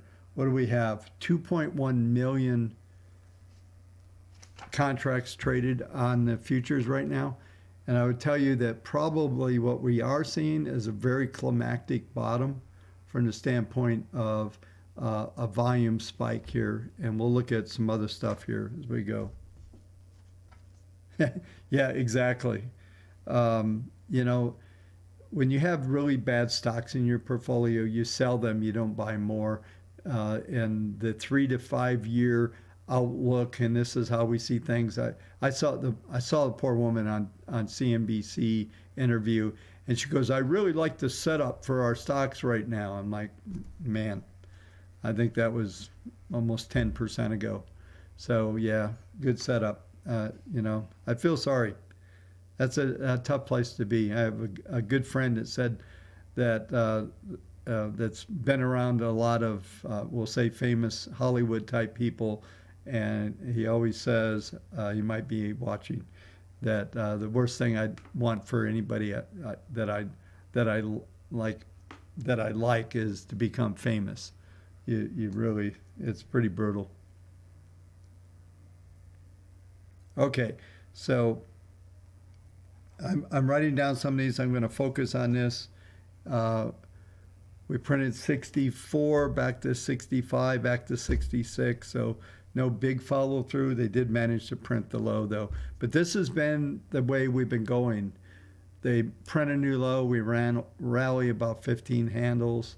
So that would put us back to what, 779. And then they roll it back again. But we're running out of time. The clock is getting short.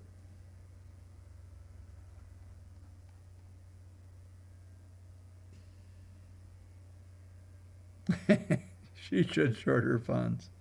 Okay. Hang on one second. I'm just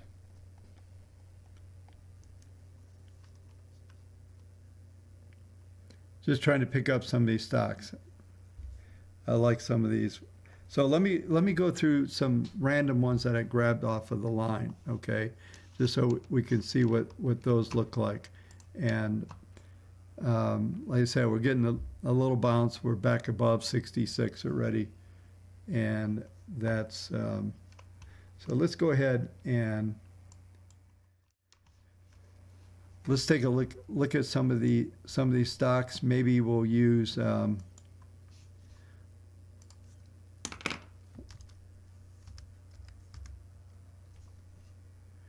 go to CPE. And I'm going to stick with weekly. God, man, I'll tell you what, these guys got a lot of bad data in this thing here. Not sure what's going on. Okay, so I'm trying to use TradingView. The more I use it, the less impressed I become. I was really impressed in the beginning. So, okay, so let's go ahead and put in, let's go to CPE here, and this is weekly. Interesting chart in that we have some negative PPMs here, somewhat of a dragon head. Looks like we're going to go sideways. The goal would be the $63 level though, to move up to this 200-day moving average. I doubt if there's anything encouraging looking on the monthly. No, it's not bad actually. Looks like there's some major bottom coming in here. So let's go to ConocoPhillips.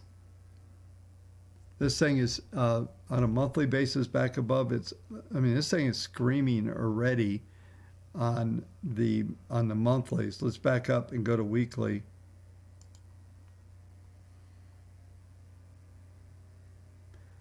Weekly's got some short-term objectives here for a move maybe to 63 to 67. What I'm looking for, looking at these stocks, are really some of the longer term, see if there's any big pops that we can look at. We'll look at an XLE, the spiders on this thing, to see what that looks like. Let's go to monthly and see if there's anything there.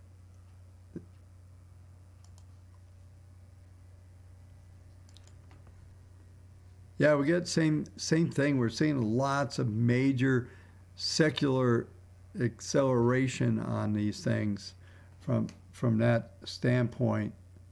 Let's go over. I want to go over to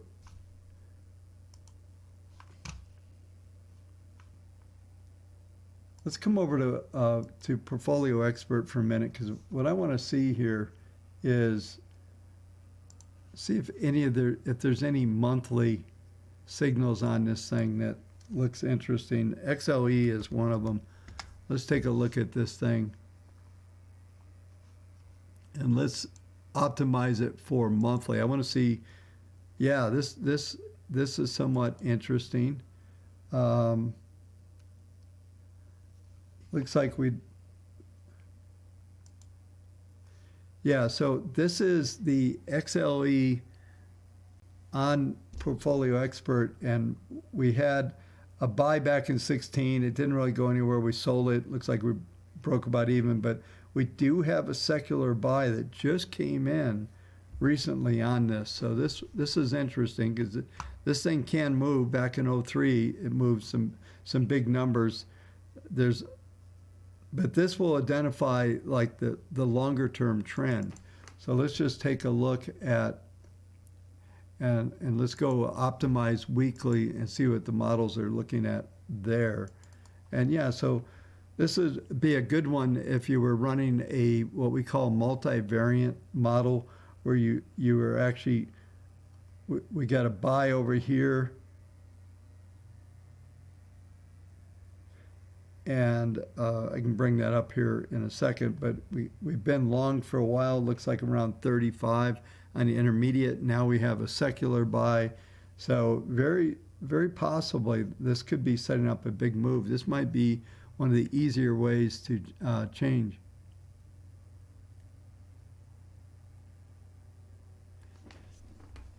Yeah, Christoph, I bought everything that TradingView can sell to me. I have all the lifetime. I'm a premium user, have everything. So yeah, I got it all. So anyway, yeah, I've been approved for live streaming, all kinds of stuff. I just trying to get my legs under me. I've got 30 years of experience in TradeStation. But anyway, so this XLE energy sector looks really, really good. So this goes to something that I've been saying for a number of weeks on these streams, is that what I'm seeing here is this energy trades anything but done. And whether it has anything to do with the Middle East and potential breakout of war or major disruptions, who knows? So let's go through a couple more symbols here.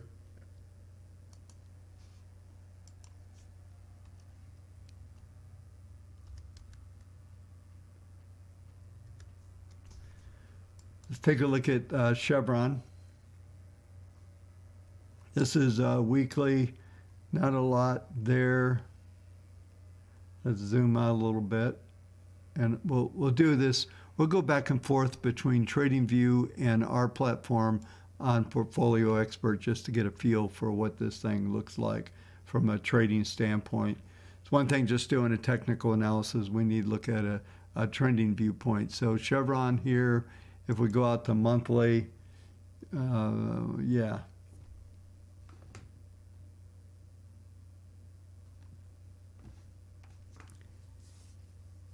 Somewhat interesting, we're getting big acceleration on the secular trend. So let's go over to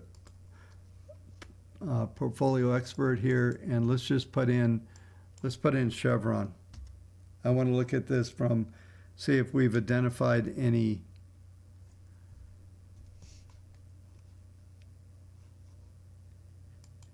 here it is on, let me go back just 3 years.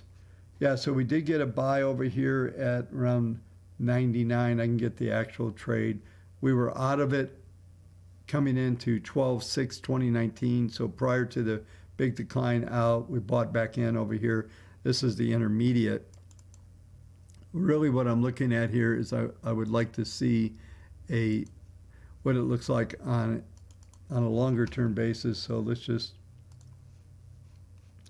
yeah, so we have secular buys here. It's kind of an awkward buy, but some of these patterns, they could just be huge. I don't know. The PPMs are just exploding on PPM 1 and 2 is trying to take off here. So there's a lot of stuff here that is telling us that this thing is going to continue to be bullish. Let's flash over. Yeah, look, we're down to 57 prints now. We're down 2% on the S&P. So getting uglier and uglier as we get closer to the close here. So nobody wants to be in before this PPI number. It's almost like it's setting up for a whipsaw.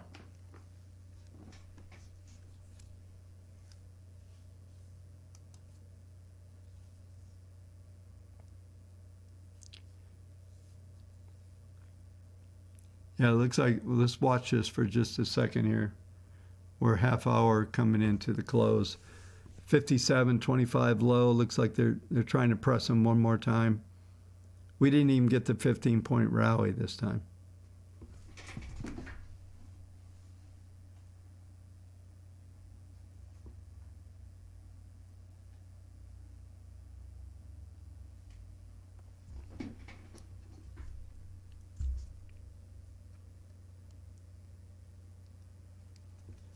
$57.25 low. Here we go.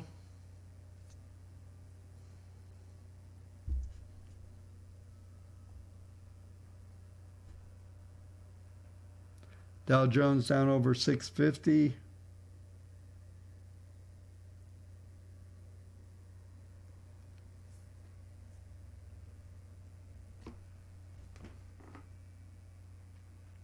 All right, let's go back and do some more stocks.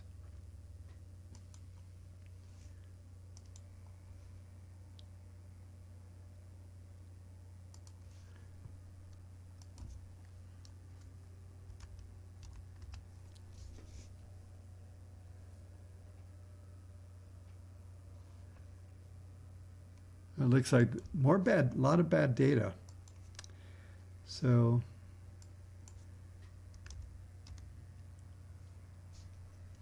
oh, I see exactly what happened. Hey Jay, if you see this, I'm just bringing up this big jump in price on OIH. Might want to mark that down to take a look. There was also a jump in TradingView as well. So I doubt if that's right. It's a ETF. So anyway, we'll mark that one down.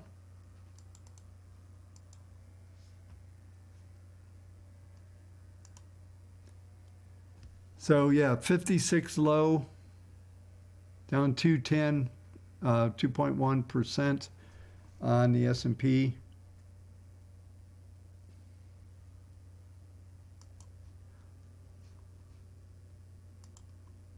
Let's go ahead and do some more stocks. Halliburton. Yeah, so is the service stocks going to be a player in this? That's what's going to be interesting. This is monthly. We'll bring this up in expert as well. But what we're looking at here is, yeah, there's some upward objectives, 28 to 36. So why wouldn't the Halliburtons of the world be a player in this thing if we're going to see a big increase?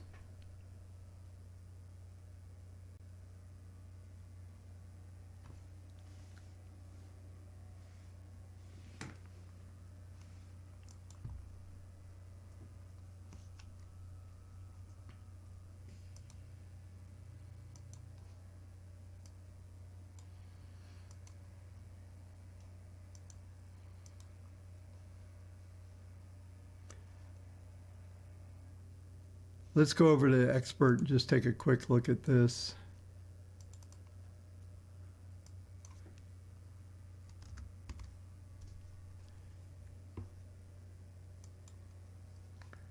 I just want to see on a monthly basis. Yeah, there's a secular buy as well. So there's a long-term buy. This thing is done okay on the long-term models, but let's go over and take a look at the intermediate.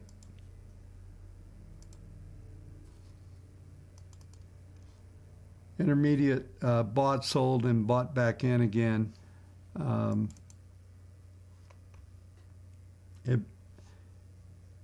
It bought it, see when the last buy was here. Last buy 11/30/2020 at 1736. So what we're looking at right now is 22.49, so no big deal, but the 200-week moving average is the first stop, which also has a price objective there at 28.86, and then the levels above that 33 to 36.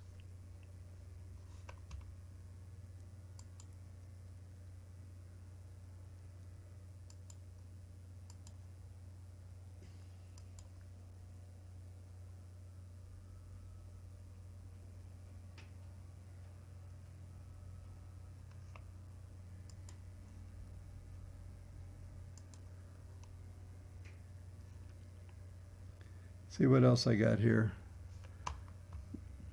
Valero, are they going to make any money? Can they sell anything?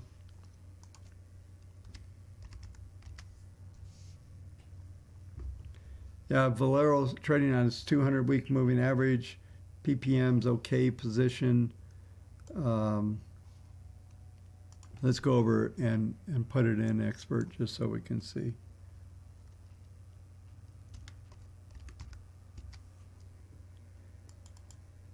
Yeah, Valero's on a intermediate level. It's been long for a while, actually.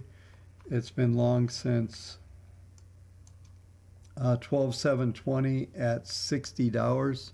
So we're currently at 79. Trends look like they're still continuing, and you know there's a possibility for this to go to 95, 98. And the next level would be 113. That seems like a tall order, but it's not a tall order if maybe margins on gas go up substantially.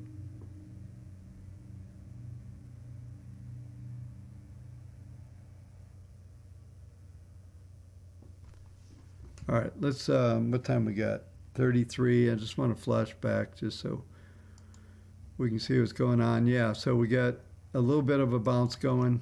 We've seen this 56 to 62.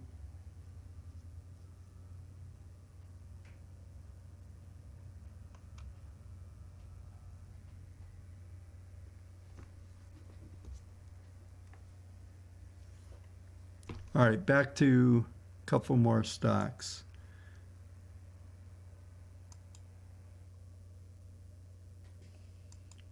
Yeah, I think John Doe, I think that's the,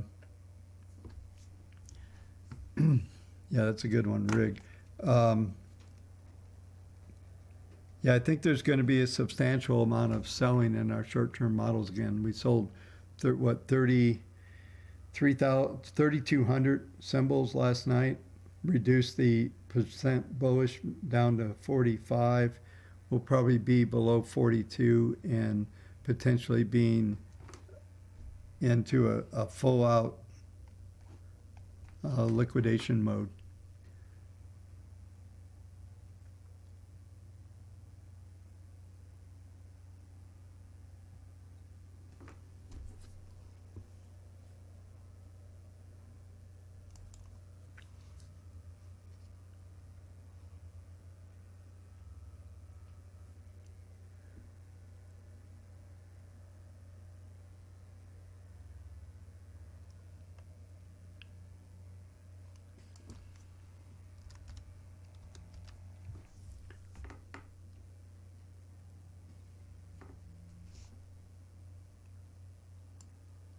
Yeah, this is a little better on TradeStation. There's no bad data.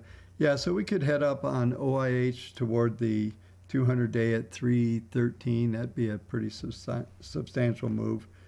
PPMs are actually have some negative on the short end, but there's good support down below this market right here at around 190 or so is pretty substantial support. But it looks like we're trying to trend up and head toward that 200-week moving average. Maybe that's coming down, so they should meet at some stage. We're going to need to see the PPM get positive on PPM1 there. As far as, I don't know if we brought this up over here on Expert.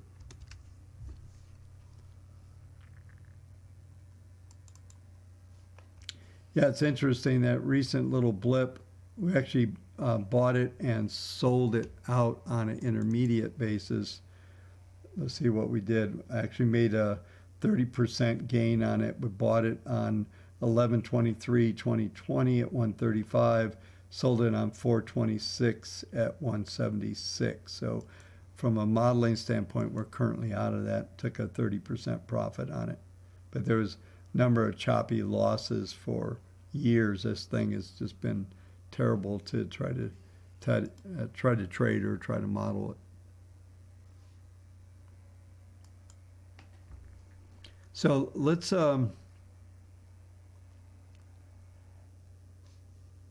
go back over to the futures real quick. I want to look at, so 55 still a low. Like I said, we get these dead cat bounces, and there's been no bounce in this market all day long. You know, like yesterday we saw the NASDAQ down 2% and come back. Let's go over real quick and take a look. NASDAQ down, actually it's interesting, NASDAQ down 251, so it's just a bit below where it was yesterday, but we're definitely getting down towards some of those numbers I talked about when I covered this market earlier today. So we're getting down to some extremes here. One of the things I want to look at is how much volume we get today. Most of the volume will happen here in the next 20 minutes. It's 4.9 billion at the moment, total volume on all exchanges. And so we'll see how that ultimately plays out. The small caps are getting hammered, down 3.21. So they're starting to lead the way. And so we're seeing a lot of capitulation, I think, going on in this market right now.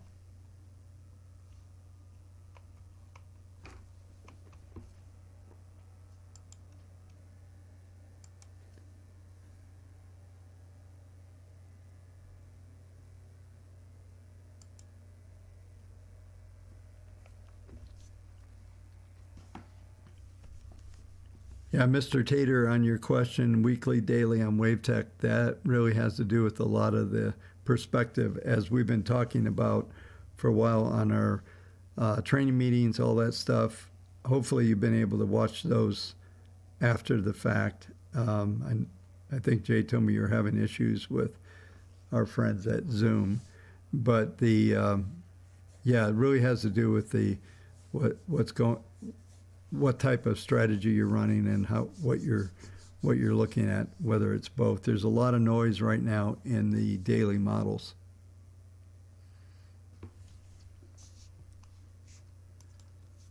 Let's see here.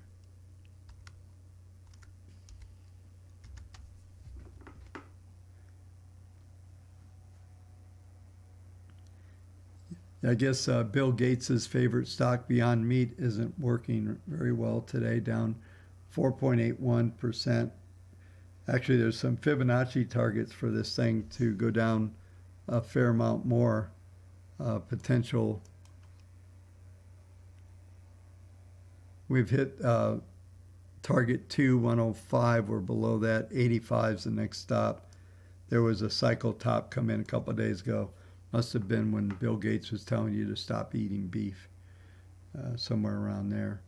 I don't know why, if you look at the ingredients on this stuff, I'm not sure why anybody eats this stuff. It's kind of crazy. About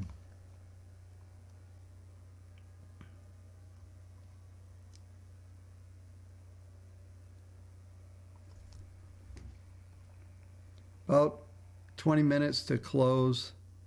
Quick snapshot, then we'll go back and do a couple more stocks. So let's watch this just for a minute.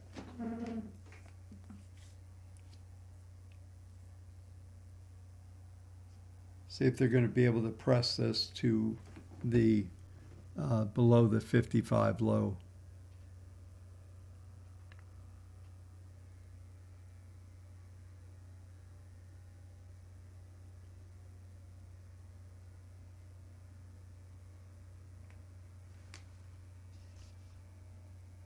All right, so we're stable there.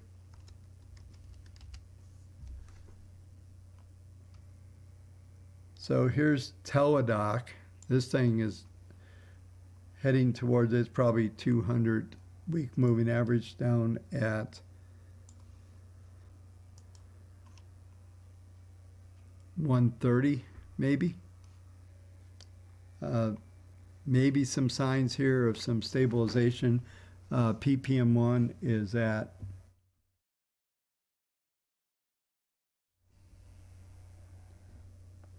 minus 0.271. It's taken out its first derivative, but there's just a ton of downward pressure on this stock.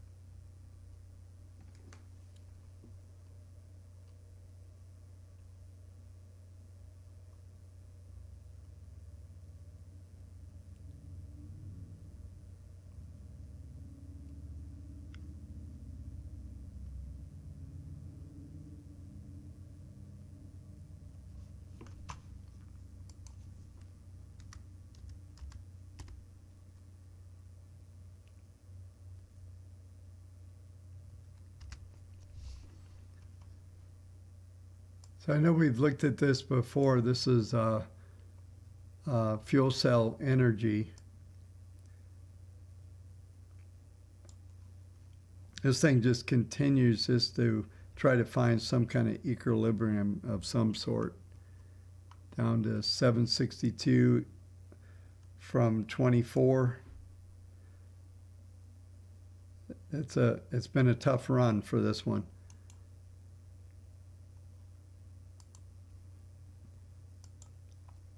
Dailies are still struggling even to find a buy or a low here yet.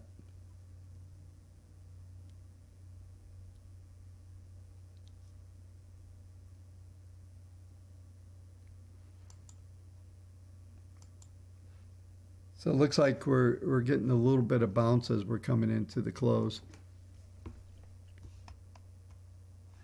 Yeah, let's do BP.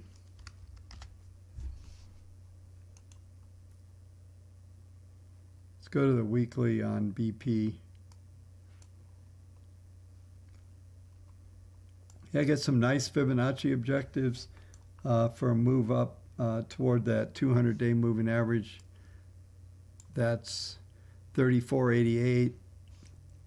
This is the intermediate chart. Let's go to a monthly. Yeah, 33.80 is going to be a reasonable target on this. But the monthlies, all these big oils, they look the same, which kind of plays into when I was covering crude oil, what's going on there, the possibilities of crude going to 90, 91, $93. So let's just go over to let's go to WaveTech just real quick here, and this is the weekly last buy on 12/21 at $20.31. Bring up that full chart.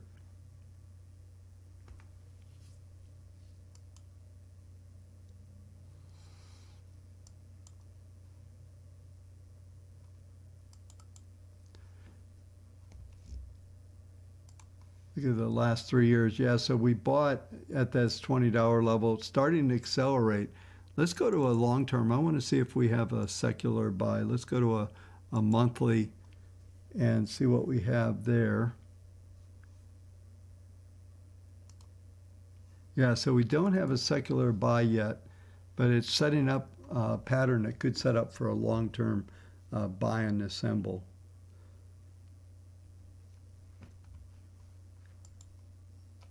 Yeah, I guess I got to do PLTR.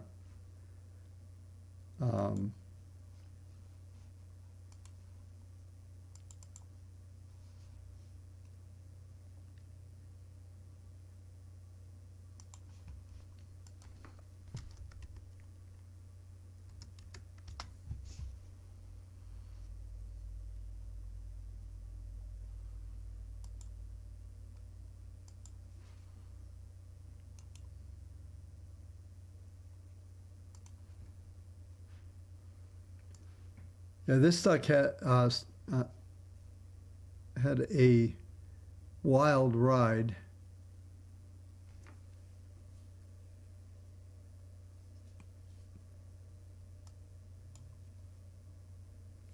I think it was down 8% in pre-market yesterday, then finished up 9, so it was like a 17% turnaround. Now it's back down 6. I think we're off the lows right now. The lows were 121 million shares trading in this thing.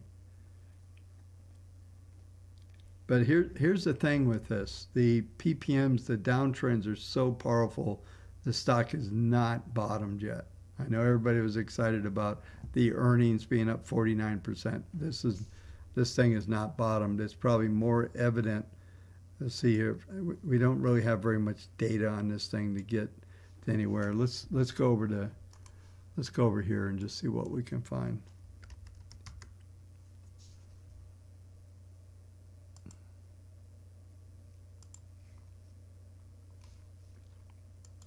So on a weekly basis, we still have this thing long, but it bought at 1040 basically when it came out, so it's still long.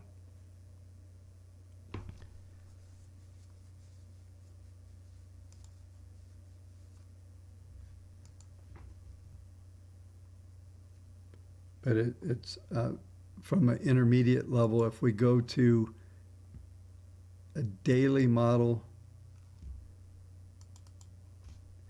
then the last time this model sold out was a while ago.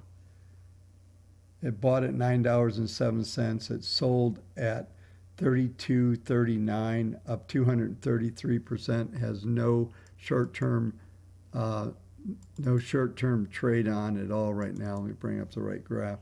It's waiting to look for something.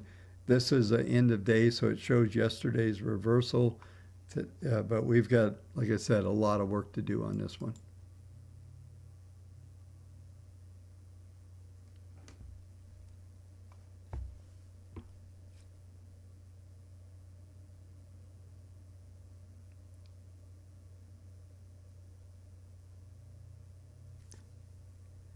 Yeah, I think I made a joke that PLTR could go to zero. I call it the most dangerous stock on Wall Street. I know how smart Peter Thiel is and all the players, but man, not even a 49% earnings increase in earnings could do anything. But I guess when the numbers are still fairly small, it's easy to put that out. All right, let's take a look. What time we got? 10 minutes to go. Let's go back over. Low 55 on the futures, trading 58. Looks like they're going to try to press them. Somebody made a comment that it's going looks like a quiet close. I kind of doubt that. We've seen 2.3 million contracts traded today. There's no chance there's going to be a lot of unwinds come in. So this is going to be an interesting one to watch as we come in.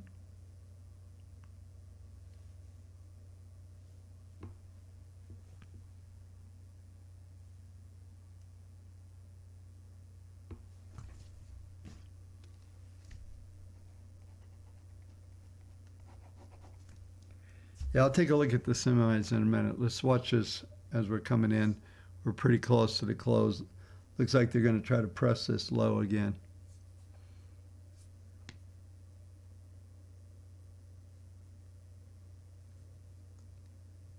Yeah, Craig, I talked about the 3-day trade, but this is a continuation. You go to the next day. Tomorrow's set up for the 3-day trade. There's the new lows. 54 just printed. The 3-day trade, you'll get confirmation. Tomorrow's an interesting day. You stay long as you don't take out today's high, which was like 41.34 on the futures. And so you're not going to get an exit. And then on day 4, you take profits on Friday on that trade.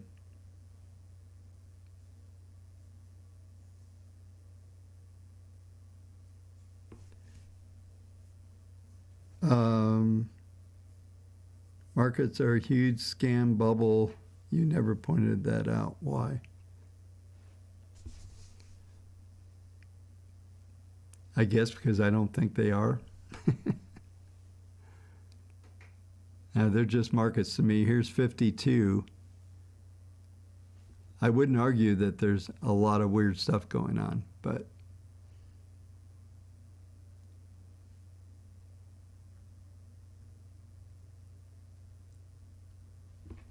yeah, I think, Craig, on this, I think this trade, I mean, if you took profits here on that thing, you got in at yesterday open, that would be fine. But, you know, the way this thing is closing, they're trying to print it down even more. So I just want to stay with this as we're trading pretty close to the lows, see what kind of activity we get.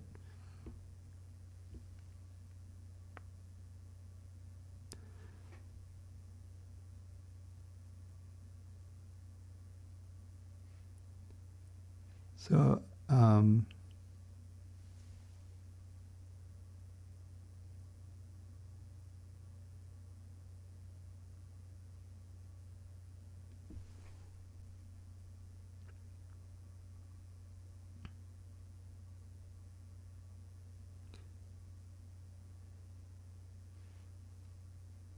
yeah,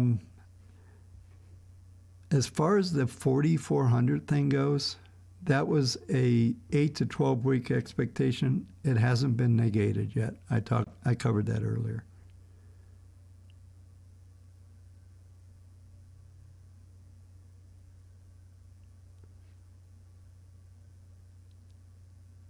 Yeah, support on gold, Red Rocker 1817.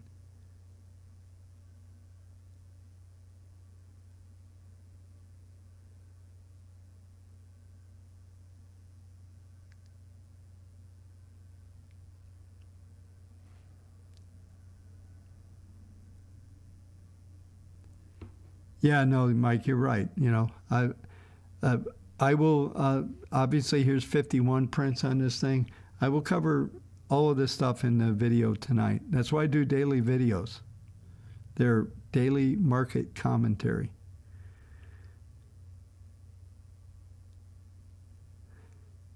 $4,400 does look a long ways away. As I mentioned on the day after, there was a reversal pattern which triggered a lot of new changes for sure.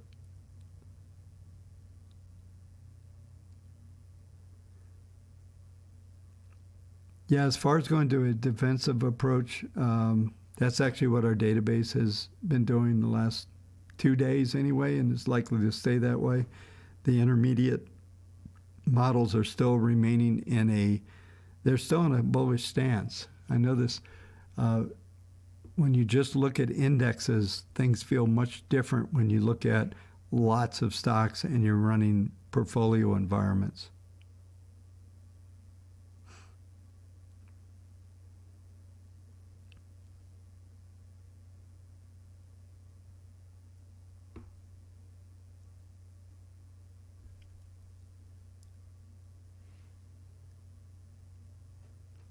So let's see, we're getting close here. 4 minutes to go.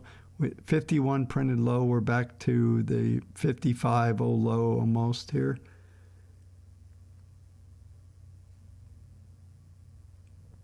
Looks to me, it looks like there might be a little short covering coming in to close.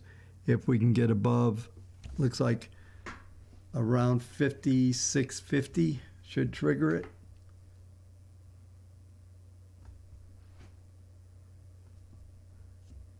We're just going to hang with the close for the next couple minutes. Yeah, Pat, they must be in a meeting. They're not doing anything.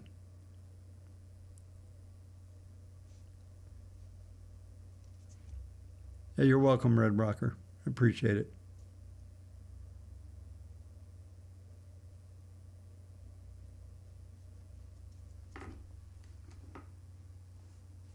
Yeah, here we go. Here's 58. So we triggered this 56.50 number.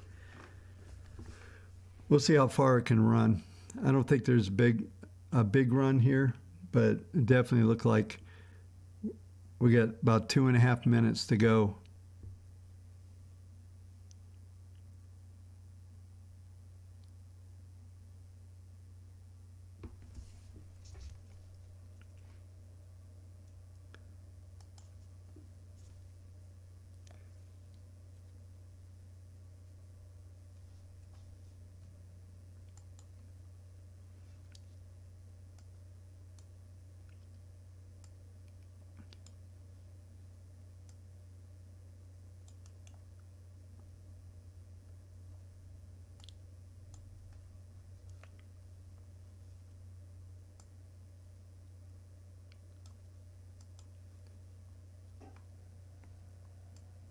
Yeah, volume's been pretty steady, and one of the things I want to watch today is see what kind of volume we get. Most of the there's going to be a huge chunk of volume here on the close. All the ETF, mutual funds, all those guys start to square up the books here. Let's go back and watch the futures.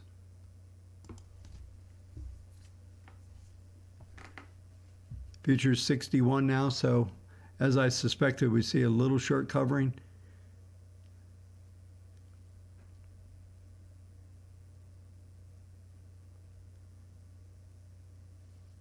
That may have been about it.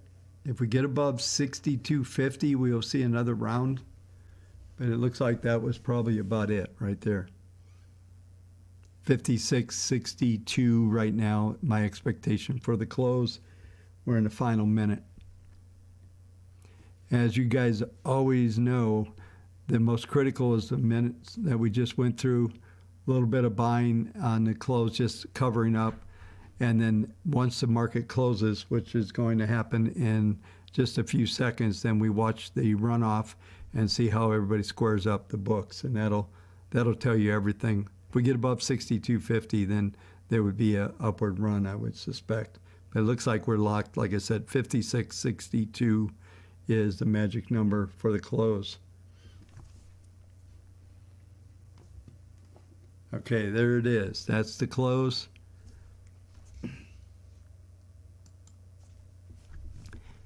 There we go, 62. So this is the little bit of rally after it. This is everybody squaring up the books, all the ETF guys, all that. We'll see. I don't expect a big run, but sometimes we see some pretty amazing things, and that's why you want to watch, especially after a big up or down day. You want to see the activity when everybody squares up the books. So they're selling the futures coming into the close, and then they're looking at if they covered everything up that they needed to cover, and that's what you're seeing now. Just printed 64.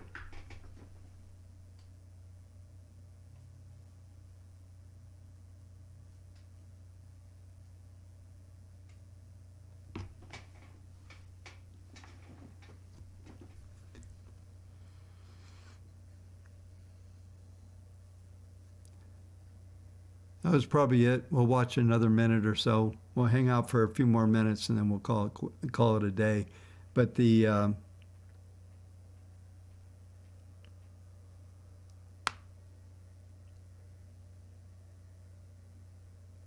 yeah, so Will, let me explain. If you've been around the channel for a while, one of the things that you look for is what kind of activity in the last 2 minutes. It starts around the last 5. So it's not the smart money, but the institutional money is where they're settling up and they're using derivatives to settle up ETFs, mutual funds, other types of positions.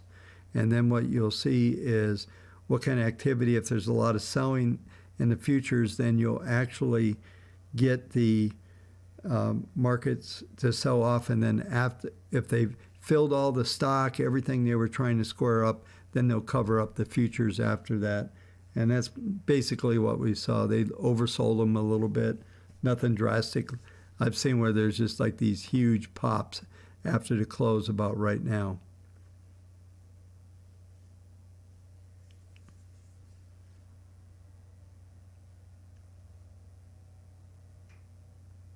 Yeah, I mean, that is dancing lights. That's what you get here. But the activity on the far left, you can see the price activity and on the chart. So it's kind of topped out around that 64 level was the peak. So not a lot here, really. So all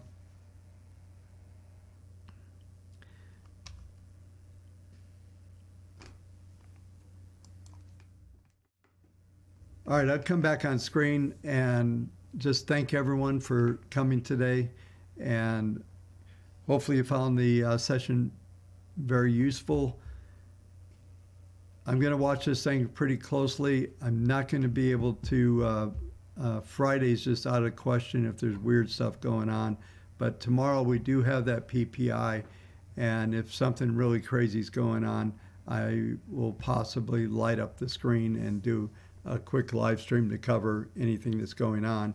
But just to set up expectations, with this kind of close today, closing under that 4084 number that I mentioned in last night's video, this is pretty devastating. The only thing that is here is there's a cluster of numbers between 40, speaking of the S&P here, there's a cluster of numbers at 4070 to 4060. If these numbers don't hold, then I will come up, when I do my analysis tonight, I'll come up with some potential targets on the downside. If this thing is just in a complete meltdown mode, I'll be able to determine that before I do the video tonight. So anyway, that should do it for everyone. Thanks for coming. Like I said, appreciate everybody, and we'll talk to you. I guess you'll see me on the nightly video. So have a great rest of your day, folks.